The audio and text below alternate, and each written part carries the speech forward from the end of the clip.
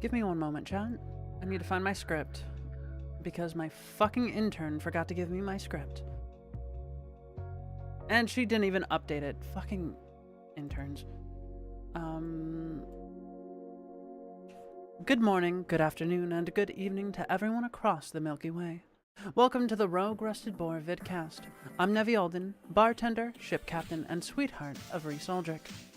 Today is Saturday, May 11th, 3310. You are now listening to Strawberry Station.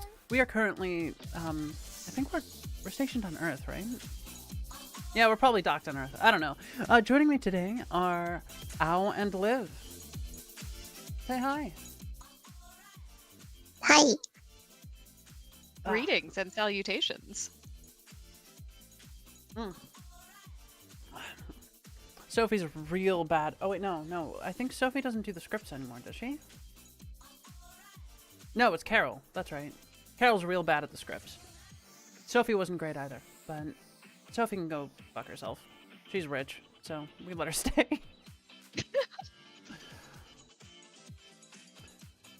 Today we're doing a little event that I put together called Girls Night. Something that I've been wanting to do for a long time. I have too many men on this podcast. Not this podcast, this stream. Don't get me wrong, I love every single one of my guests and all of my friends. Hi, Jake Hycon. That would be a good friend of mine, a mother to another friend of mine. I love my streams and I love my friends, but sometimes it's a bit of a sausage party. And I just want to have a night where the girls can just sit back, drink, relax, and have a real talk, you know? So, Liv, introduce yourself. Who are you? What do you do? Hi, I'm Intero Liv. I mostly spend a lot of time, when I'm on the internet anyways, I spend a lot of time moderating for various streams. I also role play in the Golden Gator community, which is a Twitch thing, so don't worry about it.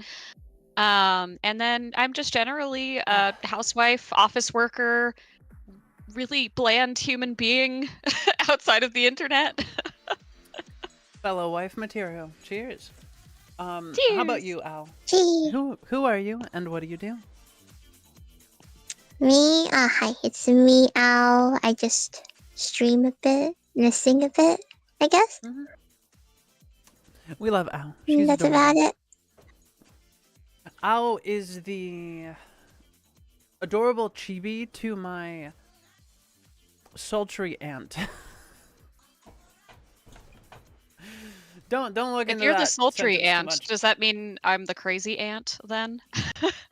No, you're just the doting aunt. Ah, yes, I'm the supportive aunt.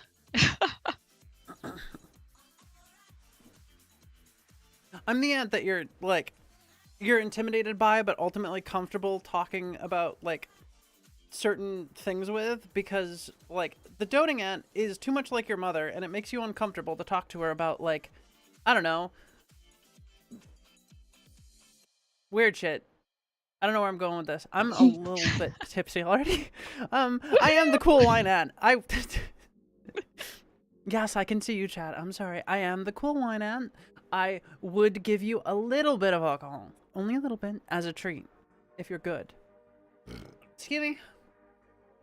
Yeah, Oh, dude, I I'll burped. slip you the condom and shove you out the door. Let's go. As long as you're over age and the person that you're engaging with is also over age. I don't care. Just be safe. Ow. My back. Ooh.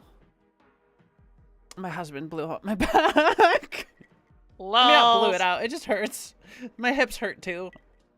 I am off those activities for another week and a half. Sad. You did say you had a surgery, right? What's going on with that? You okay? I am 100% okay. I am more than okay because now, with the removal of my fallopian tubes, I no longer have to worry about having crotch goblins. I was going to say gremlins and it went groblins. Yeah, so I got my tubes removed. So that means that, yeah, no babies ever. Which, that's as girls' Fair night enough. as it gets, right? I want kids, but I can't have them anymore. Aw. Well, adoption's a good option, right? Or surrogate motherhood. I mean, he wants to have genetic kids for sure, and the birth rate is down, so it wouldn't hurt to find a surrogate mother.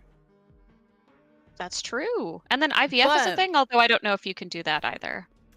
No, I don't. I had to have my ovaries removed. Gotcha. Yeah, so I can't have kids at home. You might say that my my gene line is now dead. No, I have other family that'll probably keep it going, but I don't mind that much. I just want to be able to raise a kid, but we want to move somewhere else eventually before we actually have kids. So get What's nice a sex and stable. trophy? I don't know. Kaikon, what was that?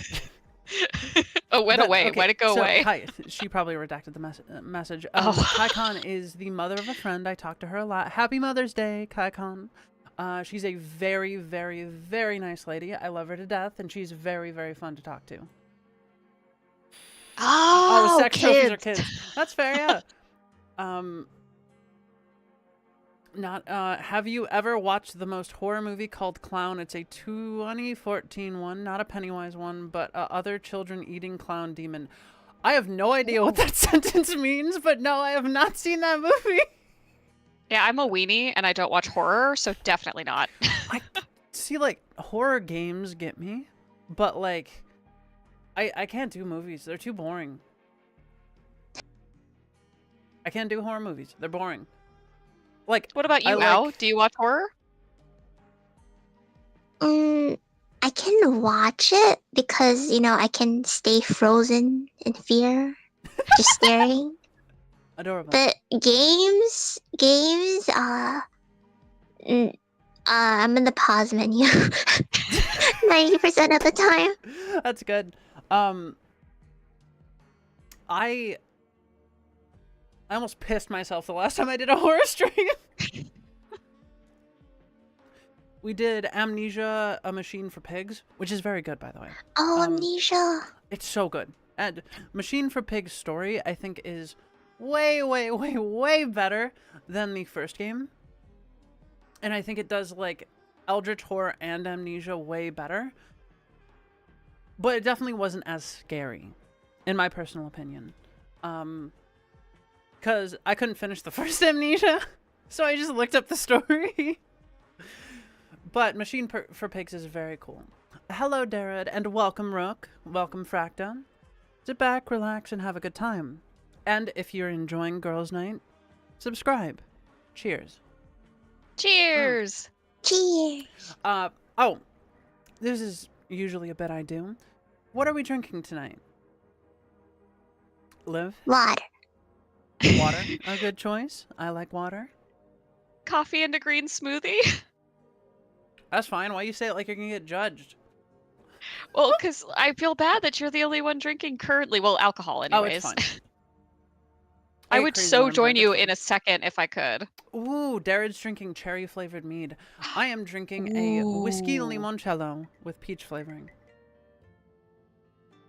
Dude, that cherry-flavored mead sounds amazing. It does. I have a mead in the fridge right now, which has been fermenting and aging for about a year. Oh my god. Yeah, I don't fuck around when it comes to fermentation. I've made lagers, meads, beers, a couple wines. I don't like wine very much anymore. Why is Nevi not after so the cool? incident. Not after the incident. The incident, I drank 2 full liters of pink wine, blacked out, with low fam a long time ago, and got super fucked up. It was bad. Same reason I don't drink moonshine. I drank a quart of pure moonshine and almost died. Wait, that just reminds me of the first time I ever got drunk. That was the first time I ever got drunk, was the moonshine. Oh, well there you go. So the first time I ever got drunk, I don't even know what I drank. It was like jungle juice or something. I was visiting my older sibling at college. Yeah, my older sibling was at art college. And I was like, I want to try getting drunk. Whatever, it's cool. So I actually chickened out, but my older sibling did not know that their friends were bringing me drinks to the room that I was like staying in. And so I got super messed up, like super messed up. They actually ended up sending me to the hospital. I was fine, but because the RA found us, they sent me to the hospital, and my dad came down. We were in Boston at the time, but at the school was in Rhode Island. So my dad made the hour-long trip in 20 minutes. Yeah. Oops. That's insane. Like I said, I had a similar experience when I was, one second, I'm getting chat set up. I didn't think about this. That should do it. One moment. There we go. I had a similar experience when I was in the Navy, with the moonshine. So a buddy of mine back then, we'll call him Jim again. I don't know. I like that name for random people. So Jim made moonshine. Jim made really good moonshine. Apple pie flavored moonshine, Chad. Damn it, Jim. Yeah, damn it, Jim. Am I looking at the camera? I think I'm looking at the camera. Yeah. I'm still trying to get used to looking at the camera. So, Jim made moonshine. At the time, I had never had alcohol, and I was in a very bad position, and I was like, you know what? Let's try some alcohol. Maybe it can do something for me, right? Famous last words. And I drank almost an entire quart of alcohol that night. By the way, I did the calculations back then. I did survive. If you were wondering, I did survive, and I did the calculations. I had a 0.46 blood alcohol content. Oh my god! It was bad. It was bad. It was really bad. It was really, really bad. This was my first time drinking alcohol. This was on 72-hour leave, because it was Thanksgiving weekend. I didn't have watch. I was completely free. The last thing I remember was drinking with Lofam for the first time. I had just met him in an old Discord. Back then he was known as Lokeel. And last thing I remember is doing snow angels on my carpet. And then the next thing I know, I'm doing double dragons in the bathroom inside of my fucking shower. Oh. Just out of both ends, projectile is bad. Sadly, you know, yes, this means I did Al die. has to tell your story of getting drunk the first time, or your worst. You know, you getting drunk early on and Actually, it Al, went do you badly. drink? Oh yeah, do you drink? I don't really drink, but I did. My dad gave me a beer bottle when I was 7. A bottle of beer. No. And then Oh. I apparently chugged the whole thing down, passed out, threw up, and blacked out the whole night. What the fuck? I don't remember a thing. It's okay. Icon says, I tried moonshine once and could not feel my hands after the second ounce. Yeah, that'll do it. Sounds about right. So, and I am very sorry if I'm not getting to everyone's comments. I will try my best to get back to them. This is a chat that is far more active than I'm used to. But I do know one of the most important things to learn, and I learned this from Lofam, but back when we were both really bad at drinking, he was teaching me how to drink safely, right?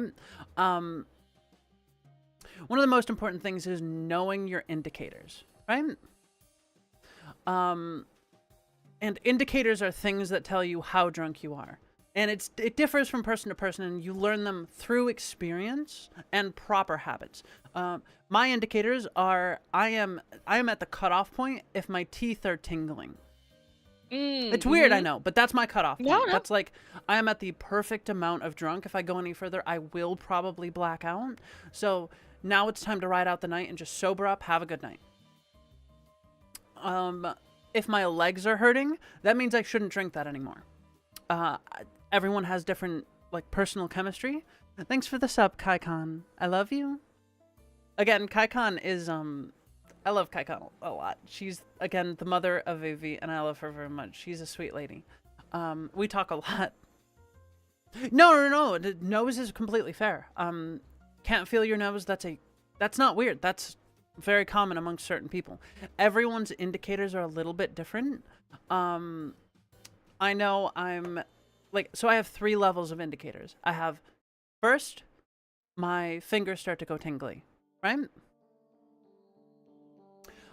Second, my toes start to go tingly. And then my teeth get tingly. And that's my cutoff point. I'm like, okay, time to slow down or stop entirely. Ooh, a little dizzy. I've been talking without breathing. That's a bad idea. Breathe, Nevi. Whoopsie, I'm gonna die. Yeah, no.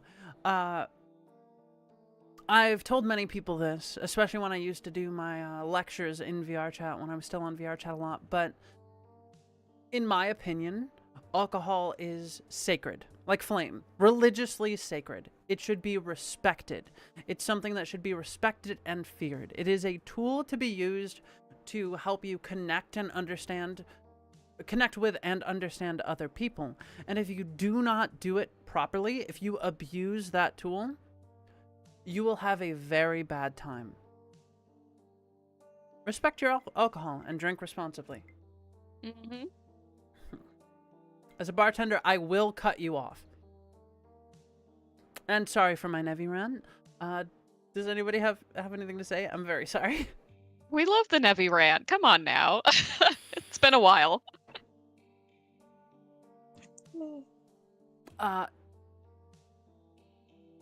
Darren, I do agree the puzzles were weak. I think the map design was very good, and the story was fucking phenomenal for pigs. Let's see, what next? The Danish do have good mead. I mean, honestly, all countries have good specialty stuff. Back when I lived there up north, there's a local maker of lambic. They can't call it lambic. It's called sour lambic style beer, but it's so good. I love a good sour beer. Honey tea, you can't drink right now. If you're sick, you're sick. Take care of yourself, and please make sure you're hydrating. Rakta. No ghost stream for Nevi. No, I will not do ghost streams. I have seen too many ghosts in my life. Fuck you. Don't read mine. Respect my privacy. All right, I think we're caught up. Build a house with alcohol. It's a tool. Got it. Yep. Okay, we're caught up now. So, Al, what have you been up to? What? How have you been feeling lately? Are you doing okay? Yeah, take my glasses my off. period just ended. Yay! Yay! I don't No get those more, anymore. you know. Same. Yeah, I hate it. I hate it. Such is the curse Every of being month, a bloody lady. diapers. It's that Yeah, monthly no, it's true. subscription. Monthly subscription And I to make blood sure to fetish. tell everyone. It's not even, well, the thing is, like, it's not even blood, it's flesh, technically. It's just a slurry of Yeah. flesh. Yeah. Oh, dude, I have a Yeah. horror story. You guys want to And hear a horror pain. story? Horror story. So I knew an HS1 in the Navy. For context, chat, an HS1 is somebody who works on the pipes of a ship. They're maintenance. They keep the veins of the ship working. That means they also work on the toilet pipes and the shower pipes. Women have separate barracks. Well, not barracks, they're actually berthing on a ship. On a ship, women have separate berthing, right? So, you know how women are told, hey, throw out your tampons? Because they clog pipes? That's good Yeah. practice, right? Yeah. The women on the ship wouldn't do that. They would shove them down the thick grates of the shower pipes. So one day, this HS1, he posted on 4chan about it, by the way. This HS1, there's a complaint. Hey, listen, no, he wasn't an HS1. He was doing HS1 work because yeah, no, that's right. He was doing HS1 work because he lost a bet to an HS1. Because they were both first classes, they did a bet, whatever. they get a complaint about the showers in the women's berthing being clogged. And they're like, okay, Oh, not a big no. deal. Oh no. They stick the snake down and they pull it up, and he describes it as looking like a dead, gray, rotting fetus covered in veins and old blood. It was all tampons, used, rotting, inside the pipes. My husband called it Shark Week, and he was like, he said it was the most disgusting, worst, and like, just rotting smell he's ever smelled in his life.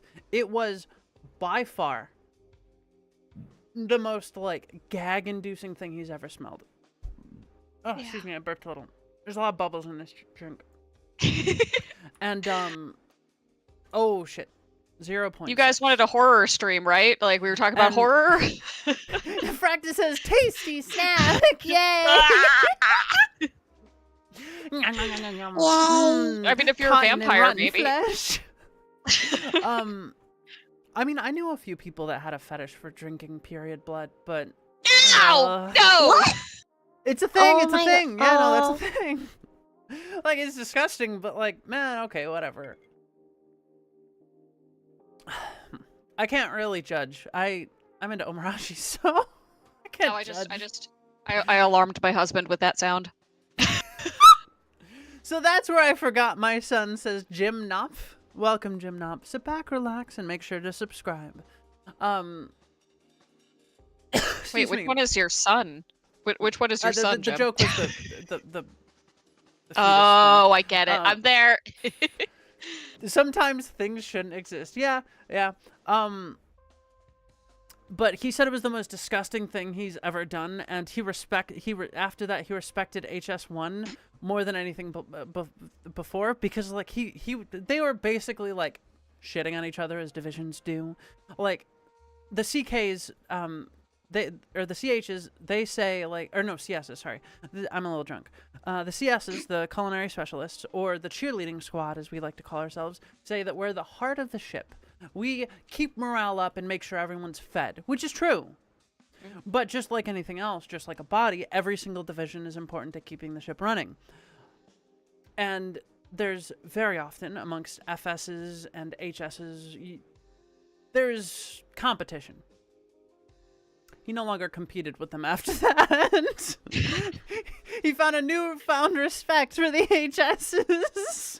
Oh god. The most disgusting thing he's ever seen or smelled. Gooey, you are very important because you are our local, sickly Mexican cook, and legitimately, the things you've had to teach me about Mexican cooking have been invaluable to my cooking, and I very much appreciate it. Ooh. I love mixing styles from different areas. Honestly, the biggest thing that I got from traveling around the world was learning new ways to mix ingredients. You do have Well, my to dad's respect Mexican, people. so I do like Mexican food quite a bit. That's fair. That's fair. I always have like a 2-pound tub of manteca in my house. Always. Damn. It's cheap and it's healthy. Sure. Right? No seed oils. Wait, I heard cheap. Manteca. It's a pig lard. It's a processed pig lard it's just essentially melted out of the pig and then put in bins. Very cheap, very easy to cook with. Mix it with a little olive oil and it adds a lot of flavor to a dish, and it's very healthy. I mean, of course, eating too much of anything is unhealthy, but as far as what you're gonna fry something with, lard and olive oil are your like top tier oils because they're very natural. They're not seed oils, so they're not gonna cause heart problems like seed oils do. So when the seed oil research first came out, I was a little skeptical because research can be faked. But then evidence came out of seed oil companies being like paying off researchers to say that it was the lards that were causing heart issues. Now, it was seed oil. So we don't have seed oil in my house anymore. We only get manteca and olive oil. I usually use olive oil. It tastes so good. You know what's really good? A nice fresh baked piece of bread I mean, I know you can't eat bread, but you can do this with rice bread as well. Gluten-free bread. Nice fresh baked piece of bread, just lightly fried in some olive oil. Maybe a little bit of salt. Just that. Simple, but so good. That Bread actually and does cheese, sound too. really good. Yeah. I've had barely any of this drink, and I'm so dizzy. Slow down, Nevi, slow down. There's so much more to I'm go. not even drinking that much. I've had tiny sips. Zippies. A fourth member hasn't even arrived. I know. A chat member has a question for all of us. We're gonna start with Al, because you're a little sleepy in your bed. What is your go-to snack, Al? My go-to. Oh, Sorry. honestly, I wish I had one. I wish I had one, but it's just I just scavenge the kitchen for whatever I can grab. That's fair. Avocado oil is Usually good it's choice fruit. as well. Fruits are not bad. Why did I say it like that? I'm going into my fucking lecturing voice. When I go into my lecturing voice, I don't use contractions. I don't know why. Interesting. That's because you want to sound all like academic and stuff. It's you're not something supposed to that use I contractions. retained from my old tarot readings, I think. Aw. I miss tarot reading. I have a very unique deck. We'll have to swap decks sometime. My deck is the Egypt Urnash Silicon Dawn deck. A very old friend of mine. I no longer speak to her, but I hope she's doing very well. Take care, Laurel of the Field, if you're here watching. She bought the deck for tarot reading, and she found it to be too chaotic for her. There was just too much going on, and when she sent it to me, I tried it, and it just worked perfectly. Like, everything in it just clicked. So I do, and of course, I'm not gonna sit here and claim that tarot has some supernatural like power. That's not my place. I'm here to say that any form of tarot or any form of fortune telling is a meditation on the self and on the soul of the world. You can communicate with the culture that has been infused inside of you. Tarot is simply a tool for that, in my personal opinion. And on X and R9, Jali is back, and I have to fix her. Holy shit, she's so big! Wow! Oh my god! Huh? Oh my god! It's a giant on our screen. We were talking about tarot and like fortune telling, And also snacks. oh, so much. I'm so hungry. Oh. I'm a little drunk. Yep. Already? Dude, Oh my god! I've had like 3 sips. You should just leave her like this. Just leave her like nice and giant. I can. I love her so much, but I can. I can't fix it. I'm Alright, sorry darling. I'm so late. I actually was supposed to be here a little early, but I No, you're decided to fine. start my laundry, and I have a Ooh. portable washer. I thought you were gonna say lingerie, and I was gonna be like, ooh. Oh my. Ooh. Sit on my lap. Girls' night indeed. But I didn't realize it was leaking until I had a puddle in my kitchen, and I was like, "Oh Your my fuck!" Right? No, I get that. I have a little it's a little portable washer that I finally went in and bought like half a year ago. Because I was sick of paying for the washing at our apartment place. A little peek behind the curtain. I'm gonna break character here. I was sick of paying for the fucking washers downstairs. So I'm gonna buy this like $500 little mini washer, and I did, and it's the best thing I've ever bought. It can only handle 11 pounds of clothes, but it's so easy to use, and I don't have to pay for the dryer either because I can just hang them up around the house and they'll dry fine. It gets them like really dry. Well, I have like, it's a pretty sizable washer, and then I bought. It's supposed to be an over the toilet shelf, and so I have that in like the corner of my kitchen. So I put the washer I don't like underneath those. that. I don't like Well, shelves I that put found a it over nice the one. toilet. Well, I don't like the Well, oh, shelves yeah. because like if they break and I'm sitting on the toilet, I'm dead. That's fair. I was really It's scared because scary.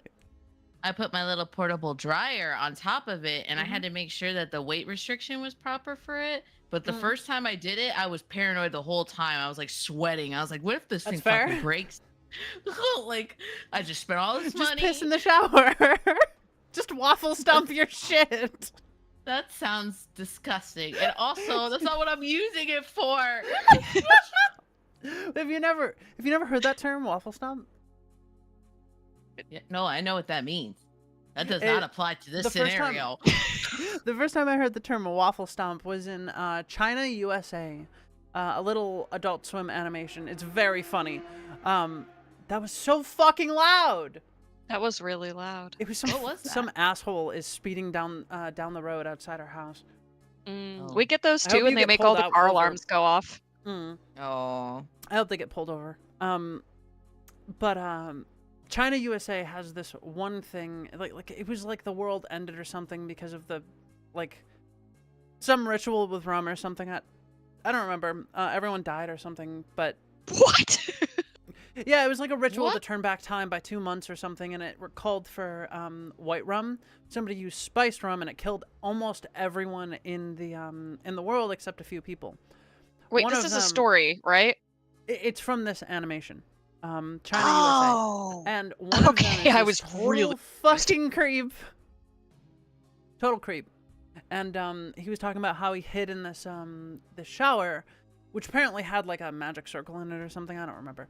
China, USA is like fucking insane.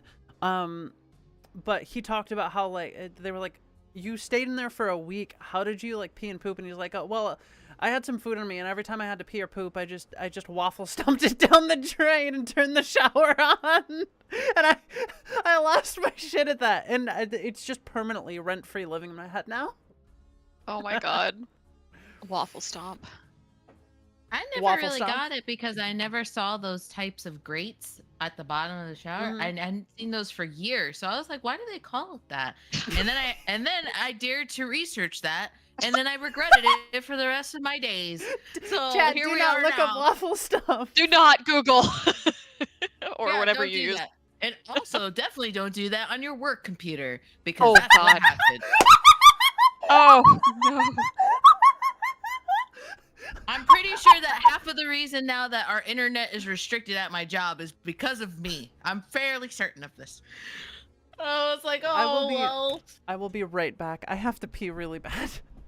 Cool. I will take this time to get to know Jolly because I've never met him before. So hi, yourself. Jolly. I'm Liv. Hi, Liv. I was here as well. You know, She's Jolly. sleeping. Hello. Hello. Jolly. Yes, that's me. Yes, that's me. It's you. Well, how are you, ladies?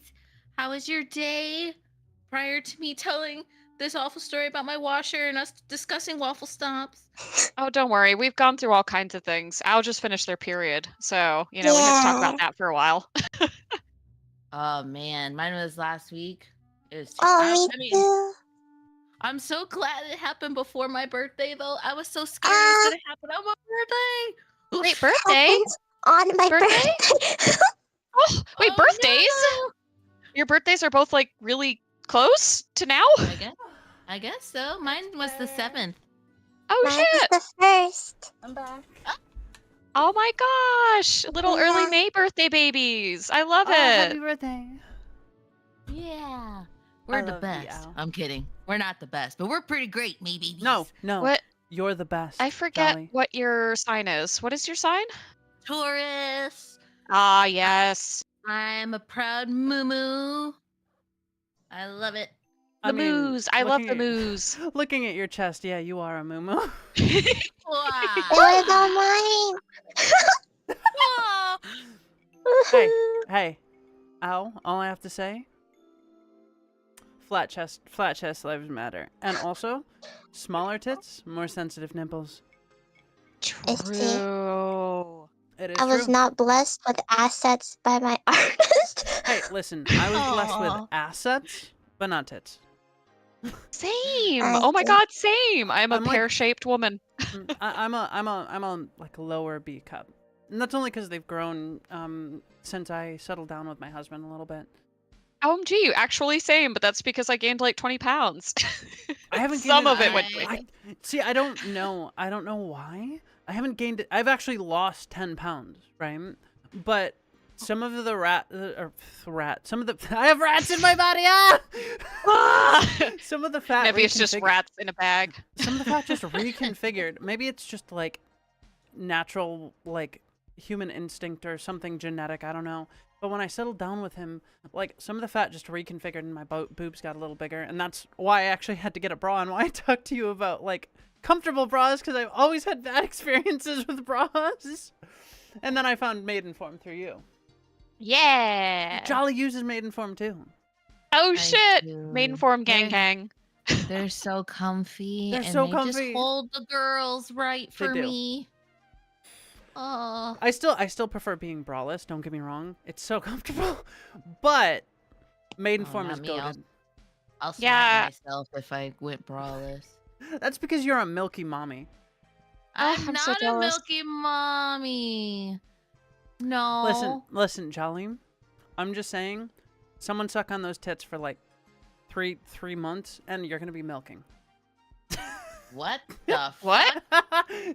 You're gonna be making milk. Oh my god! No. Wait. Can I interrupt this train of thought for something else? Yeah, go ahead. Please. Well, because I know Nevi's relationship status, but can we girl talk about like partners? I won't say boys because Yeah. I won't assume, but can we talk about partners? Yeah, sure. Tell me Okay. about your love life right now. It's really sad. Oh no! I am super single. Oh my gosh, same. You hear that, chat? 2 of this girls' night are single, and one of them has mommy milkers, and the other one is super cute and has a nice singing voice. Sweet Jesus, I don't have mommy milkers. They're just bigger. Jolly, They're Jolly, not Jolly, biggest. Jolly. I love you very much, but it's time you admit I've seen your tits. They are very impressive. They are mommy milkers. Own it. They are very It's the confidence impressive. arc. Nevi 2024. They are very impressive. Fuck. Oh my For real though, gosh. they are. Regardless of my mommy milkers and my ginormous. She mommy admitted milkers. it. She admitted it. But so currently single. Do you have a crush? Yeah, I guess so. Cool. There's someone I'm trying to get to know, but Is it Jolly? Is it who I think it is? you don't know. You don't Is know. it who I think? Is it? It is, isn't it? Let's go. No, I can't. I will not confirm or deny because I cannot confirm this telepathy is correct. But We share the Probably same is. brain cell, darling. Oh. God damn it. But I don't know though. I've been single for a while, so No, I kind I- of have a groove of things. I am so open to love. I'm so ready to love someone and spoil someone. But men of this generation currently, I want to blame social media and all these fucking dating apps. It's so yeah. trash. It's not even just men. It's a lot of women too. The women dating too, scene yeah. is really bad because of social media and. Like, I dating feel apps. so bad for people in the dating scene right now because holy crap, would I not want to deal with it? Like I have, oh my I have a God. friend. We'll call him. Give me a random male name, please. Jonathan. Derek. Jonathan. She beat you to it. So, Yeah. Jarek. Jarek. Jarek. My friend Jarek. I'll get to you soon, Chad, I promise. Jarek, he's had a lot of bad luck with women. And his parents are on his ass constantly about like, oh, why aren't you dating? Why haven't you found X and Y? We want grandkids, blah, blah, blah. But they don't understand because in their time, dating was different. They don't understand how bad the dating scene has gotten recently, you know? It's so Like, over the- complicated. It's not even that it's complicated. It's just a lot of it has become very superficial because of apps like Tinder, right? Like it's all just about, do you look good? Do you pass my like most basic primary flags of like, are you attractive? Do you do this, right? And that's just not healthy to build a relationship on. Yeah. It's just Not just looks. I mean, a little bit of looks is understandable. For sure. Like my best friend who's now married, but like even back when she was dating, she's beautiful and fun, and she's like the coolest girl. She's like the cool girl unironically. And she got ghosted like 3 times on a first date in a row. And I'm like, are these people insane? You're gorgeous and cool. I gave up women because of the dating scene. I'm bi. I was with like 8 women in my life, different in separate times. I'm very much monogamous. To be clear, time. at the same time, it was hell. Oh. No, you don't want. No, I don't want 8 awful. women in the same room. Fuck. Pussy my flaps everywhere. Yeah. Oh. But no, okay, I so love you've been roast with beef. 8 women. I've been with 8 women. God. Oh my God.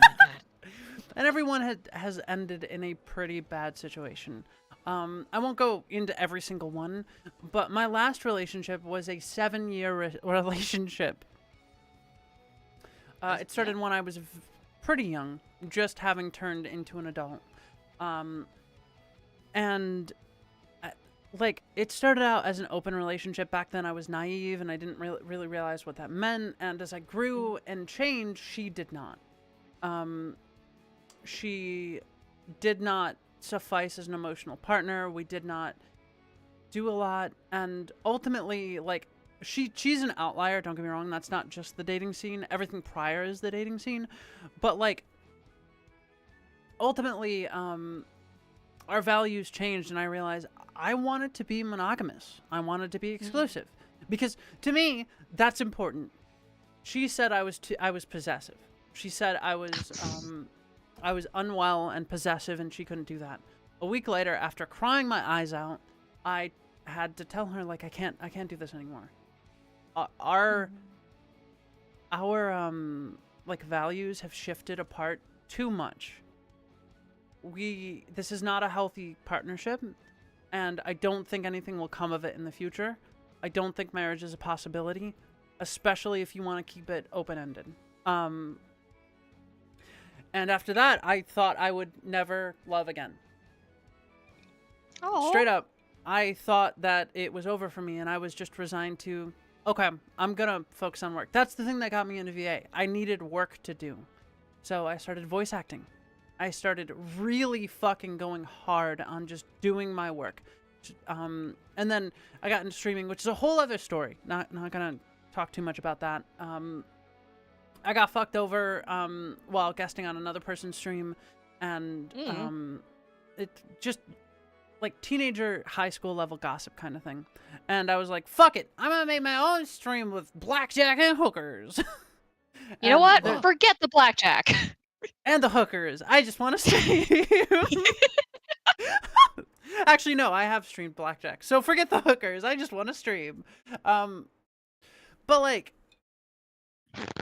after that, I started to stabilize, and I started to really work on myself and become a better person and kind of get over a lot of the things that were mentally just not good for me. And don't get me wrong, I'm not perfect. And I still have a lot of unresolved stuff that I'm working on. Like, I don't like going outside, but I still do actively. I've always been a bit of a shut-in. And then, like, me and Reese started hanging out more. And I noticed this was several months after the breakup. I noticed he was acting kind of funny around me. And I was like, this man likes me, doesn't he? Interesting. And I just let it play out. I wasn't going to tell him how he feels because that would just make him confused and upset. And that's fucked up. I want him to work through these feelings on his own. So we keep streaming, we keep hanging out, and he opens up to me, and we work him through a lot of stuff. I'm not going to go into detail, it's not my place to say, but we work him through a lot of stuff. And one day, you can find this clip on one of my channels. You'll have to look for it, chat. But one day, we're playing Paper Mario, because we're voice acting characters. It's a very fun time. and somebody on Twitch comes in, and they're a drunk couple. And they say, "You guys are a cute couple." Gooey, you were there. "You guys are a cute couple." And I'm like, I laugh it off, and I'm like, "We're not a couple." And that's when he realizes and remembers, "Oh yeah, Nevi's a girl. I could date her." I'm like, "Fuck." And the next day, he calls me, and he's like, I need to talk to you. And I'm like, "What's up?" And he's like, "I think I like you." And I'm like, "It's about fucking time." And he's like, "What?" And I'm like, "It's about time you told me." What? And I can actually hear Reese's voice in my mind. yeah, straight up. He's like, "What?" Like I can hear it so vividly in my mind. And then eventually he bought a sword, got on a knee, and swore his sword to me. So See, it's so funny because my story is the exact opposite almost. Yeah. I met my husband, my now husband, at a comic book shop / board game shop, whatever. I went there to start making friends, and when I told all the dudes there, sorry, no offense, but I was like, "Hey, I just want friends." He was one of the only people that actually respected that. So when I finally was like, "All right, I kind of like this guy," I spent an entire month wooing him because he had closed off the idea in his head that I would like him because he was respecting my wishes. Gosh darn it. And so it took me a whole month of hardcore making it painfully obvious. Guys, I'm embarrassing. I am embarrassing. I downloaded the same phone apps he was playing. I shaved my legs one day and I wanted him to touch them. So I made everybody in the shop touch my legs so that it wouldn't look weird when I asked him. And so That's great. and so finally I worked up the courage. I was like, "You know what? I'm gonna do it. I'm gonna ask him out because he's never gonna ask me out because he's respecting my wishes. What the hell?" Oh yeah. Yeah. And it took me 3 days to get him alone because I didn't want to ask him and then have everybody know what's going on.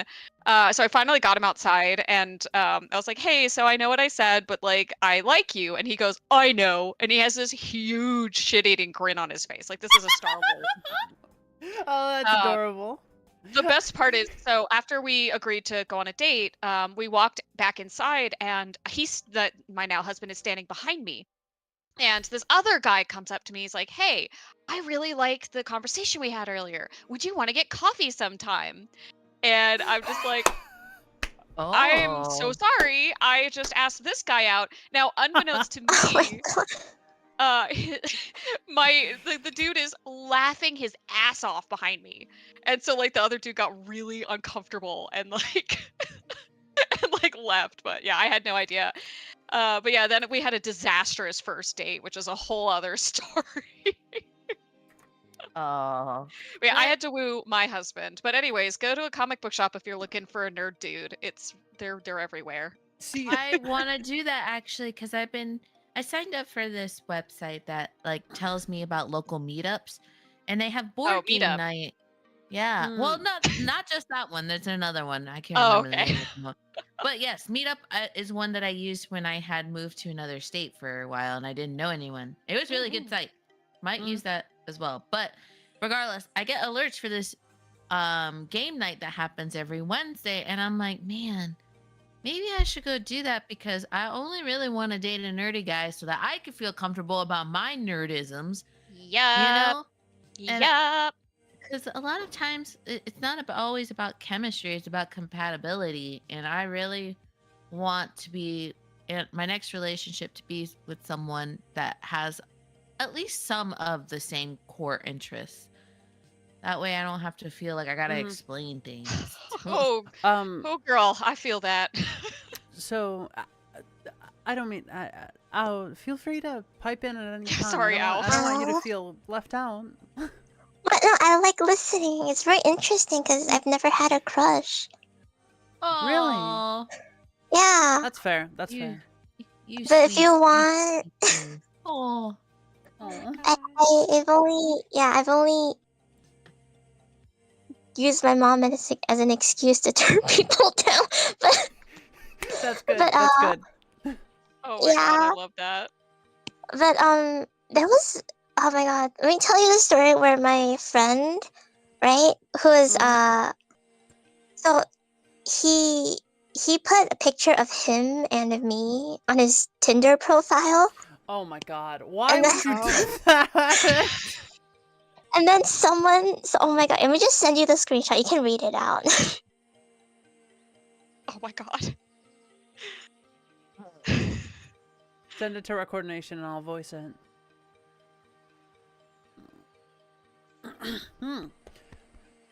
Alright, it's on my phone because it's how hilarious this is. Who is the elegant Asian goddess in your picture? That's my best friend, though. PMO.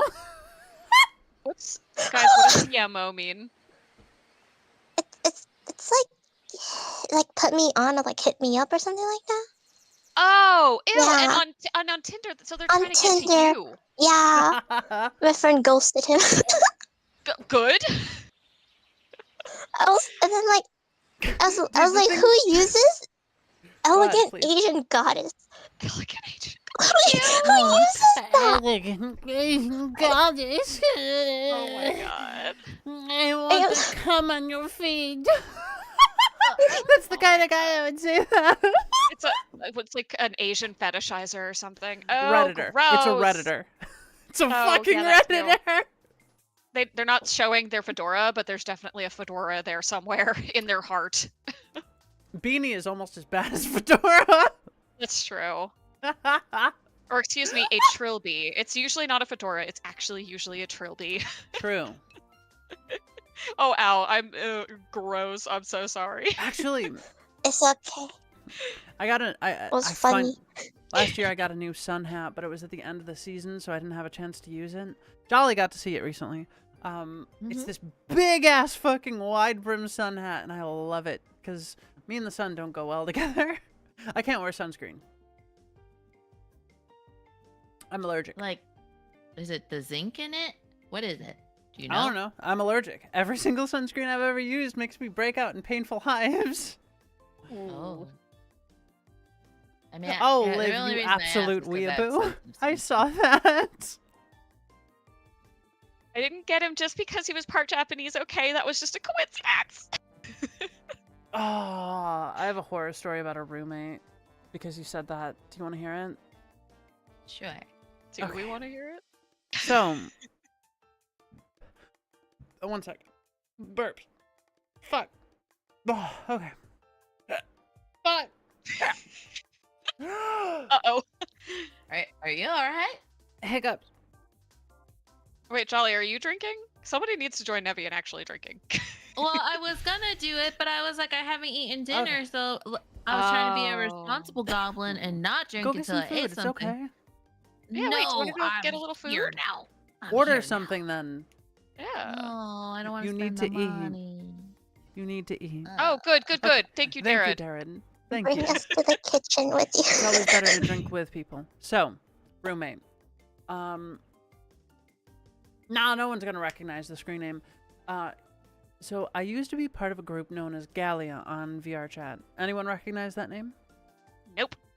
Okay. They used to be pretty big in the early days of VR chat. 1 sec, water. Okay. I'm from the late days of VR chats, or at least the current days, so, So- no clue. So, I had a lot of friends in this chat, or well, this group before it started to fall apart.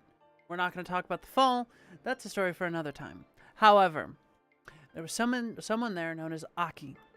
He was this half Japanese character who Character. always complained about his parents, well, his dad being like just unfair. I felt for him. And another friend of mine, Sai, helped to fund him to get a flight out to where I lived so we could be roommates and finally just get a job and stabilize, right? Then he became my roommate and he slept in the corner. Worst roommate I've ever had. This man was the most cringe motherfucker. Putting like this is just the surface level. This man would speak in Japanese he could barely actually pronounce because he lived in Japan for 1 year when he was 3 years old. no. Yep. He's American. He's just straight up American. And don't get me wrong, I respect reconnecting with your roots, but the way he did it was incredibly cringe. It was very weeaboo-esque, right? Yeah. It was like, man, you're obsessing over a culture that you haven't experienced. At least go back and experience it, right? That makes sense. Like I reconnected with my native heritage, and I went and did tons of research and experienced it and talked to people, and like learned new things about the tribes that I am descended of. But that doesn't mean I speak in a language that I don't fucking understand. I'm not gonna bullshit you. I don't know the different dialects of the Haudenosaunee. Like, no, fuck that, dude. Right. So I'm not gonna like co-opt the language to make myself seem more foreign. That's just the surface level. This man, he finally got a job like 2 months after being at my place. He was working at Home Depot, and he had some really bad shoes that weren't well aerated. And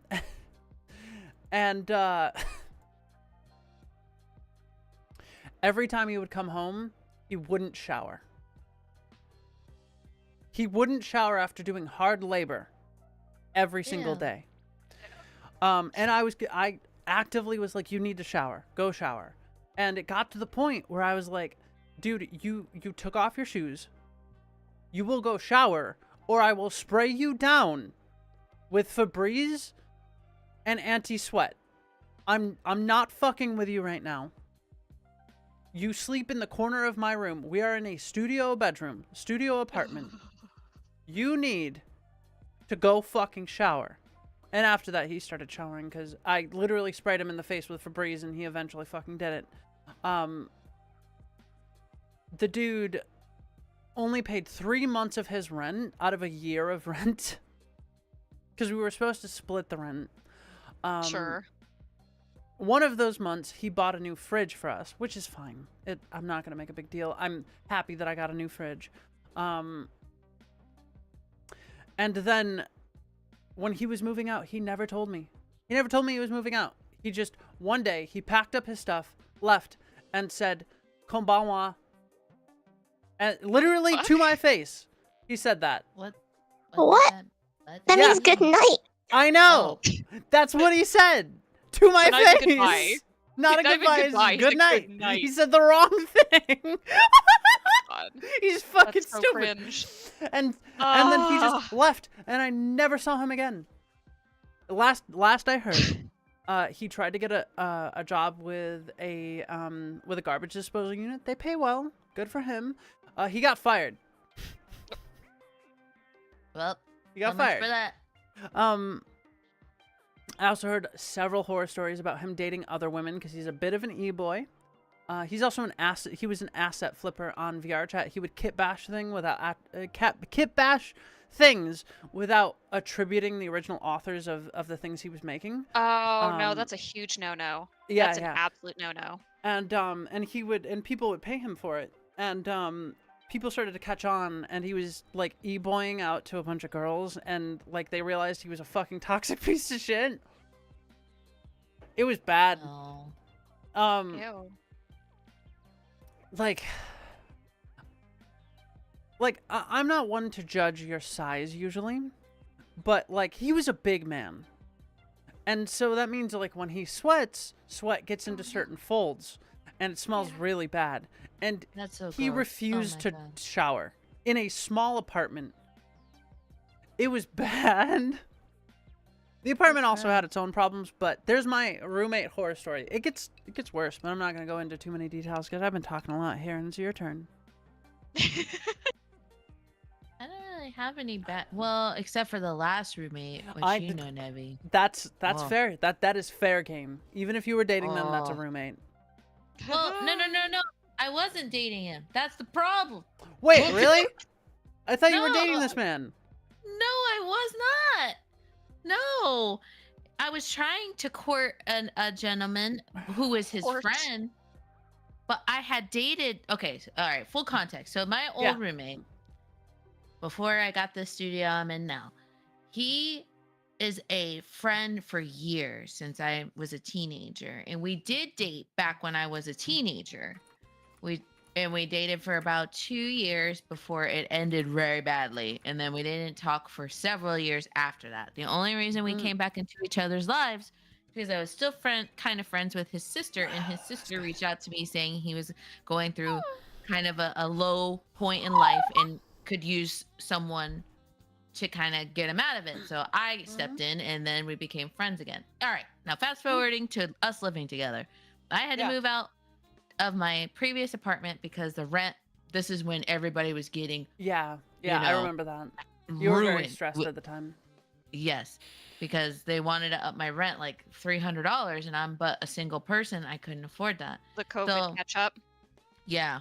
So he offered for me to come stay with him. Now, again, we've been friends for years.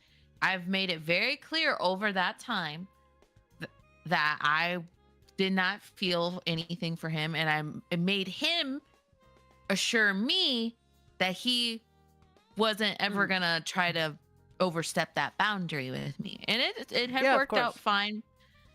But when I moved in, that was different. All bets were off. Yep, because I moved into his house. He bought this house, and good for him. But he felt entitled to my time, and if I didn't hang out with him, heaven forbid I went to hang out with someone of the opposite gender of me, he would get very upset about it. And it started becoming and towards the end there, I did go on a date, and I told him I was going to go on a date, and he's like, well, with who? And I was like, well, it's this guy you don't know, but his name. And he's like, okay, well, I don't want him to come in the house. And I was like, I mean, that's fine. And he's just going to pick me up, and we're going to go to the movies, and we're going to eat some food. Like, I felt like I had to explain myself, which was really fucking weird. And then, and get this, just to give you a full picture of his assholery. There was a week I told him that I was going to be, I was on my period. And when I'm on my period, I get extremely fatigued. So I often don't get out of bed. Like, I go to work, but then I come home and I lay down, and I have to, and have no energy. And I told him that during that time I was going to be kind of antisocial. I told him very kindly. I was like, I know it's kind of TMI, but I figured you should know, I'm not sick. I'm just bleeding. And so he was like, okay, that's fine. And at the time, we also had another roommate, which was his friend and kind of sort of my friend too, but regardless. And he understood that too, because I told them both at the same time, because at this rate, I'm like on my period and I don't care. And the week goes by, you know what? And his next argument with me is that I didn't want to watch any movies with him and our other roommate, and that I was being antisocial. I said, sir, I had told you that during this last week, I wasn't going to be able to socialize because I don't have energy. Like, you saw me in the bed cramping and crying because of my cramp. Like, hello? So, like, I didn't understand. But he started calling me a lot of names. He started calling me curse words and saying that I was that I was a sleut, and that I just would sleep with anyone that gave me any amount of attention and all this other stuff. And I was like, I can't do this. I can't. Like, what is going on? Like, I feel like I'm in an abusive relationship and we're not even dating. And so I moved out, and because he forced me, because he said, well, I want you to get out by the end of the month, because we were arguing. And on this very that's day, good, I guess, but well, yes, but on this day that he kicked me out, it was the day I was getting my cat cremated. I was literally in the cremation place when we were arguing via this text message. And I told him that. I was like, because he had asked me, he's like, good morning. And, I told him, I was like, hey, he knew when he decided to spark this argument. But I'm not going to murder him. I want to murder him. If you tell me where he lives. It's joking. not even worth. I'm joking. I know. I'm joking. But I am But so the- fucking angry. I am filled with Yeah. such a primordial fury right now. The auntie rage Such a is strong deep right now. Flame. it was not a good time. I am 'cause- this close to blacking out, like, actually. Take a breath. Take a breath. Yes, please. But yeah, my cat had just died, like, and then so so it wasn't just that because I was already crying in a mess and I couldn't believe what we were doing. But I was like, "You're gonna kick me out? It's the 15th of the month. You're giving me less than a month to move out?"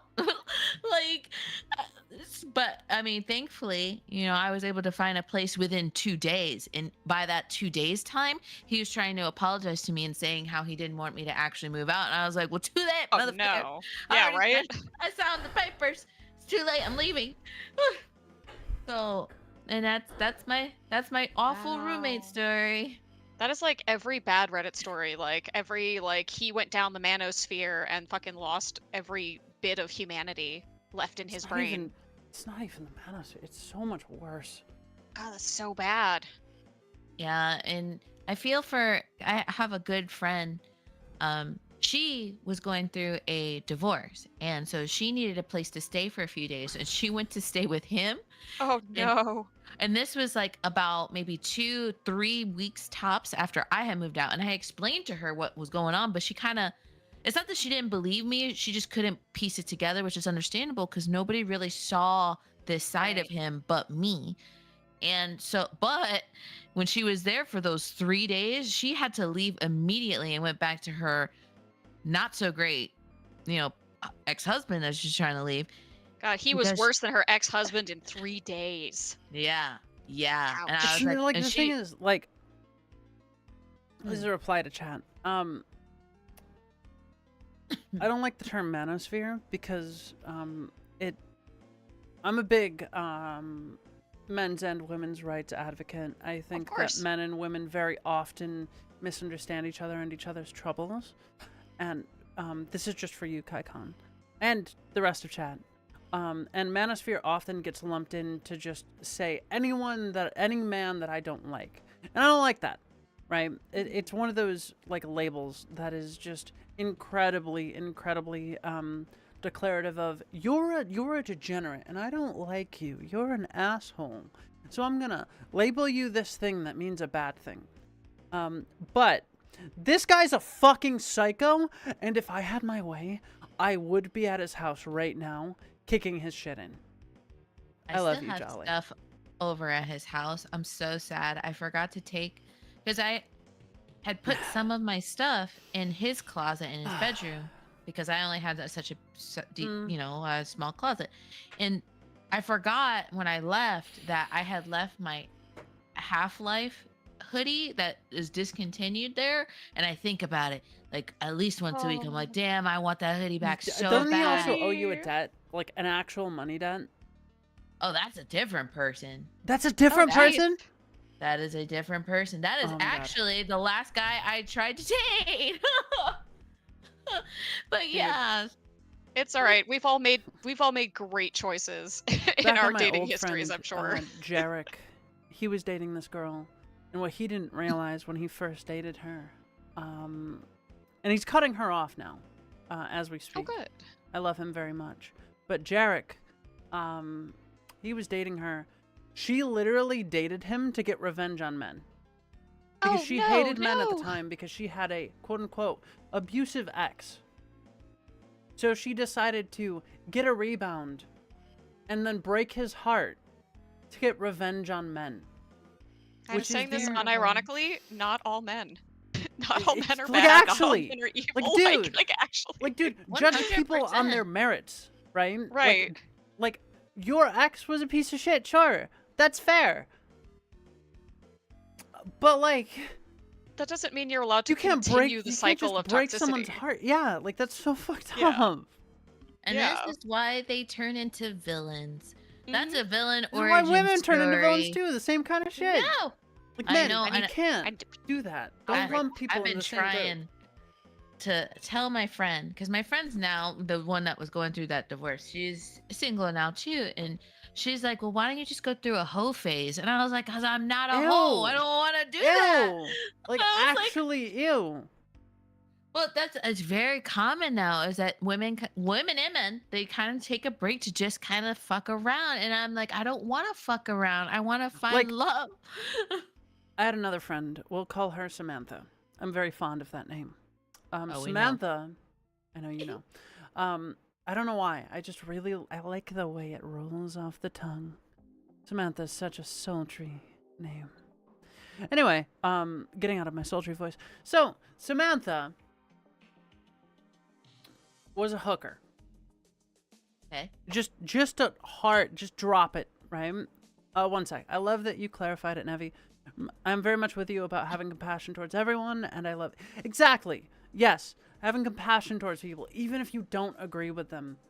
Like, you should at least have compassion and try to make them understand your point of view instead of hating them.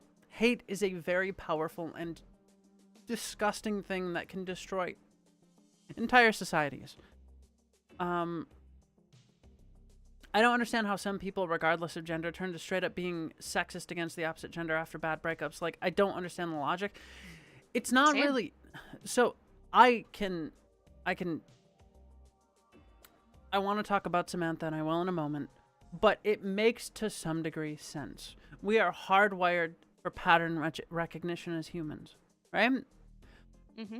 When we notice a pattern, whether it's self-inflicted or not, ultimately, we correlate that pattern with a certain thing. So some people might correlate it with the race of people they date or with the sex of people they date. And that's a very bad thing. And as a social, intelligent animal, you should be trying your best to fight back against that. However, I do understand where it comes from, and it needs to be dealt with. People that think like that need to deal with their trauma. It's not easy to deal with, and I understand it. That doesn't make it right. That doesn't make it right. But back on Samantha, she was a hooker. She has an astronomical body count. Body counts aren't everything, don't get me wrong. Body counts don't make you look good, that's for sure. You don't want to go through a hoe phase, right? You don't want to go around sleeping around not because it will harm your reputation, it will harm your mental health. She spent years in therapy dealing with the fallout of being a hooker. She was desperate for money. She was in the porn industry, and somebody was like, hey, I have a gig. You could go sleep with the mayor and get a lot of money. And we're talking like $10K. She was rich at the time. And so she did it. And I love Samantha. And I'm glad that she got through this and she's better now. I think she's currently going through cancer, actually, and she's fighting through it, like, very well. She's doing good shit. So good for her. But like Samantha, I have to keep saying the name or else I'll end up like saying her actual name. But Samantha, like, she talked to me about like how bad this was for her and how much it fucked her up because it changed her view of her own personal body into a monetary object. And if you don't even have money applied to that, it turns it into a sex object. You don't want to view yourself as a sex object. That is not good. You need to have some self-respect. And sex, I do personally believe, some people might disagree with me, but sex is a sacred thing. It is emotional. It is deep. And some people aren't into sex, and I respect that. But if you're going to have sex, you need to have it safely and with somebody you trust. If you just willy-nilly have sex with people, it's going to degrade your self-esteem and the way you view your own physical body, which is part of who you are. Yeah. I mean, I will say I have experience, but I don't go looking unless I trust that person. You know what I mean? Like I could never do any of these dating apps that are just meant for hooking up. I mean, that freaks me out. No, for sure. I'm not gonna lie, I don't have much experience. I have been with two people physically. Well, Okay, full disclosure. I've been, before my husband, I was consensually with one person, a female. There's a whole story to that. I'll get into that another time. It's a very long story. But I was with this person, and it was very abusive, and it was force-ended by my parents. The second time that I had any sexual contact was not consensually. It was with a woman in the Navy. I'm not going to go into details. That's not a comfortable topic for anyone here. And I don't want to make you girls uncomfortable. It's girls' night, and we should have a good time. But it was not consensual. Okay. And after that was my husband. Don't worry, I'm over it. Like, my life story up until my husband feels like I joke about it because it literally is just a hentai plot. I'm not even kidding. It's a hentai plot. It's insane. But I don't have a high body count because after that, I was scared of sex. I was scared of having sex. Just straight up. Understandable. Mm-hmm. For sure, for sure. And like, I don't have a lot of experience, but I understand the matters at hand, and I think people should treat sex with more respect, just like alcohol. Too much of any one thing can destroy you in any number of ways, and it needs to be respected. Yeah, I'm gonna go pee. well, I'll be back. Okay. Like and subscribe. Like and subscribe. I'm Yeah, gonna it's go funny 'cause- check on my laundry real quick. All right, well, Yeah. Ow and I will hang out. Ow, Yay. poor little bean. I'm going to assume that you probably, since you haven't dated or anything, like this whole thing is Yeah, not something. I'm just listening, you know. You're just a listener. Yeah, we should find a new topic. Well, no, it's fun. Very interesting. Do you like musicals? Because I just watched The Greatest Showman for the first time and I enjoyed it. I actually haven't seen a lot of musicals, but Oh, snap. I have. So in middle school, it was like a dance school, right? I was in a government funded ish dance school. So we've been to Wow. I've been to just pre-show rehearsal, Nutcracker and stuff like that. It was very cool. That's So about you're it. just like a little performer. No, I stopped dancing.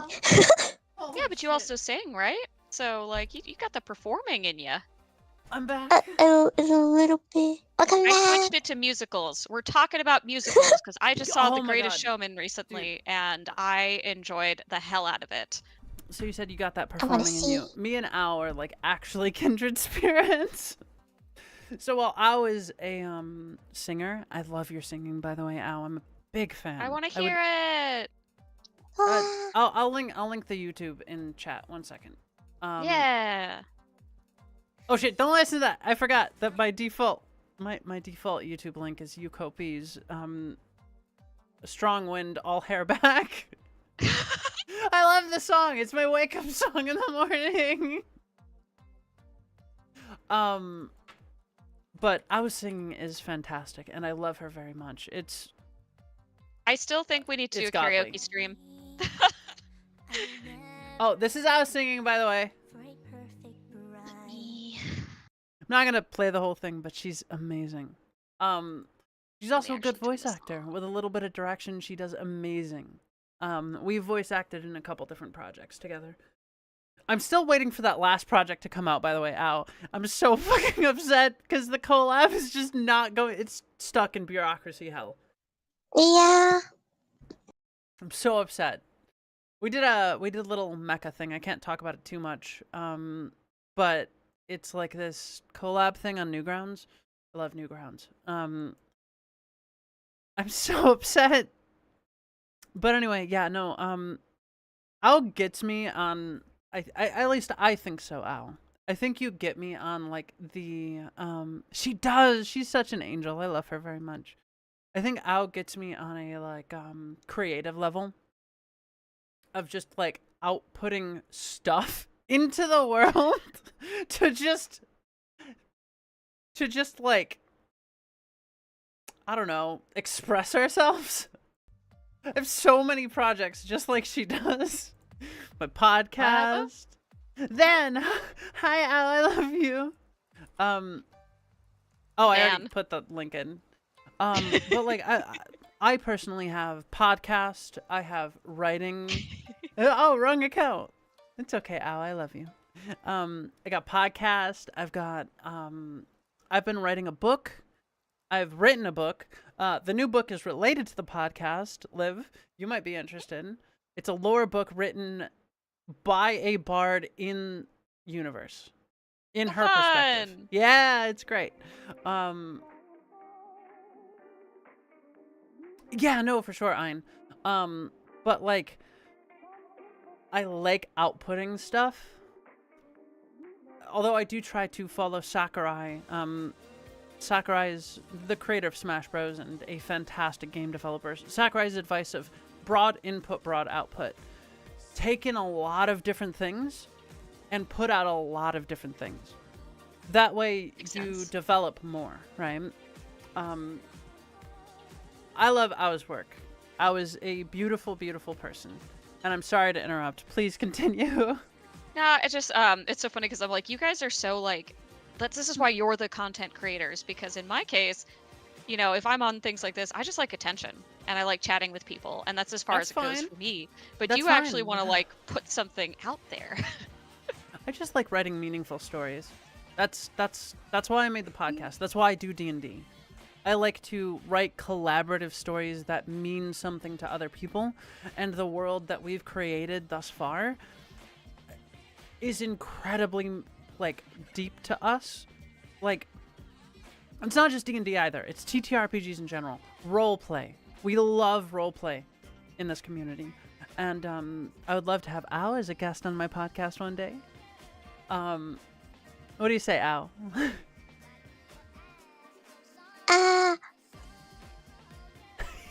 That's a good reply. But we're a little backed up on podcast guests right now. We have a few others, some game developers that are going to be guesting, and a few other people. So we're kind of backed up right now. It's not something that we can just put together. You don't have to commit to anything tomorrow. I can't commit to anything right now because we're doing a mini-series right now called Clock Strikes 12. Our goal is to do 1 or 2 mini-series every year in between the main campaign in different systems. The next system is going to be Fate X in a hack that I call Pandora Prime. It's very cool, and I love it. I love Pandora Prime very much, and I'm not going to get into the lore because I would go on for hours. But it's essentially a world that I created because I was like, some concepts just don't work in D&D and in Conmay, the world that we've created.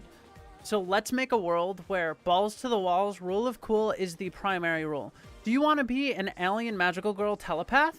Go ahead. Go ahead. Oh, you want to be an anime isekai protagonist who like has a tail growing out of their head and is also a priest? Sure, go ahead. Anything you can imagine, you can shove into this world because it's just absurdity to the max. But we have a couple TTRPG game developers that we're looking at right now, and they're the next up in line for the guesting. So I can't actually schedule guests right now with so much going on. But I love creative output. And I think Ao gets Sorry, that. I just saw what Rook said. That's so cute. Oh my god. Ao, do you see this? Rook says, I never said this before, but Ao actually inspires me to get a lot of things done as well. I watch her streams and feel like I can work harder, like I can do more than what I have done so far. Yeah, you. You're a source of inspiration. A lot of my chat says similar things, like you've helped me out of bad stuff. And I'm glad that I was able to like influence people to be better, you know? Yay. Not me. I'm over here fending for myself, eating everybody's cookies and making everyone miserable. That's true goblin energy, and I respect it so deeply. Ein says, and the best thing is, Ein says, For me, it's also just random, very different stuff. Music, game dev, modding stuff, strategy guides for games I'm okay at, that Nevi breaks. And the best thing is when different things that don't have anything to do with each other in weird ways work together and you create something only you can. Yes, that's the thing about RP too. Something I've consistently experienced is that the lore in our world seems to just mesh together perfectly. The world is a living, breathing thing, and as we continue to create things, the puzzle pieces just fit themselves together. I can't give any specific examples because that would spoil the podcast for people here that listen to the podcast, but it's this whole massive world that lives and breathes on its own, and things happen outside of the player's perspectives. And when you set something up, it just for some reason happens to work with everything else that you've set aside. Right? It's so cool. And the same concept goes for like when the weird random interests just create something unique. It's beautiful. Creation is beautiful. It's part of the human condition, I think. Doesn't matter what you create. Whether it's garden. Please go ahead. No. I was just agreeing. You're good. Oh, yeah.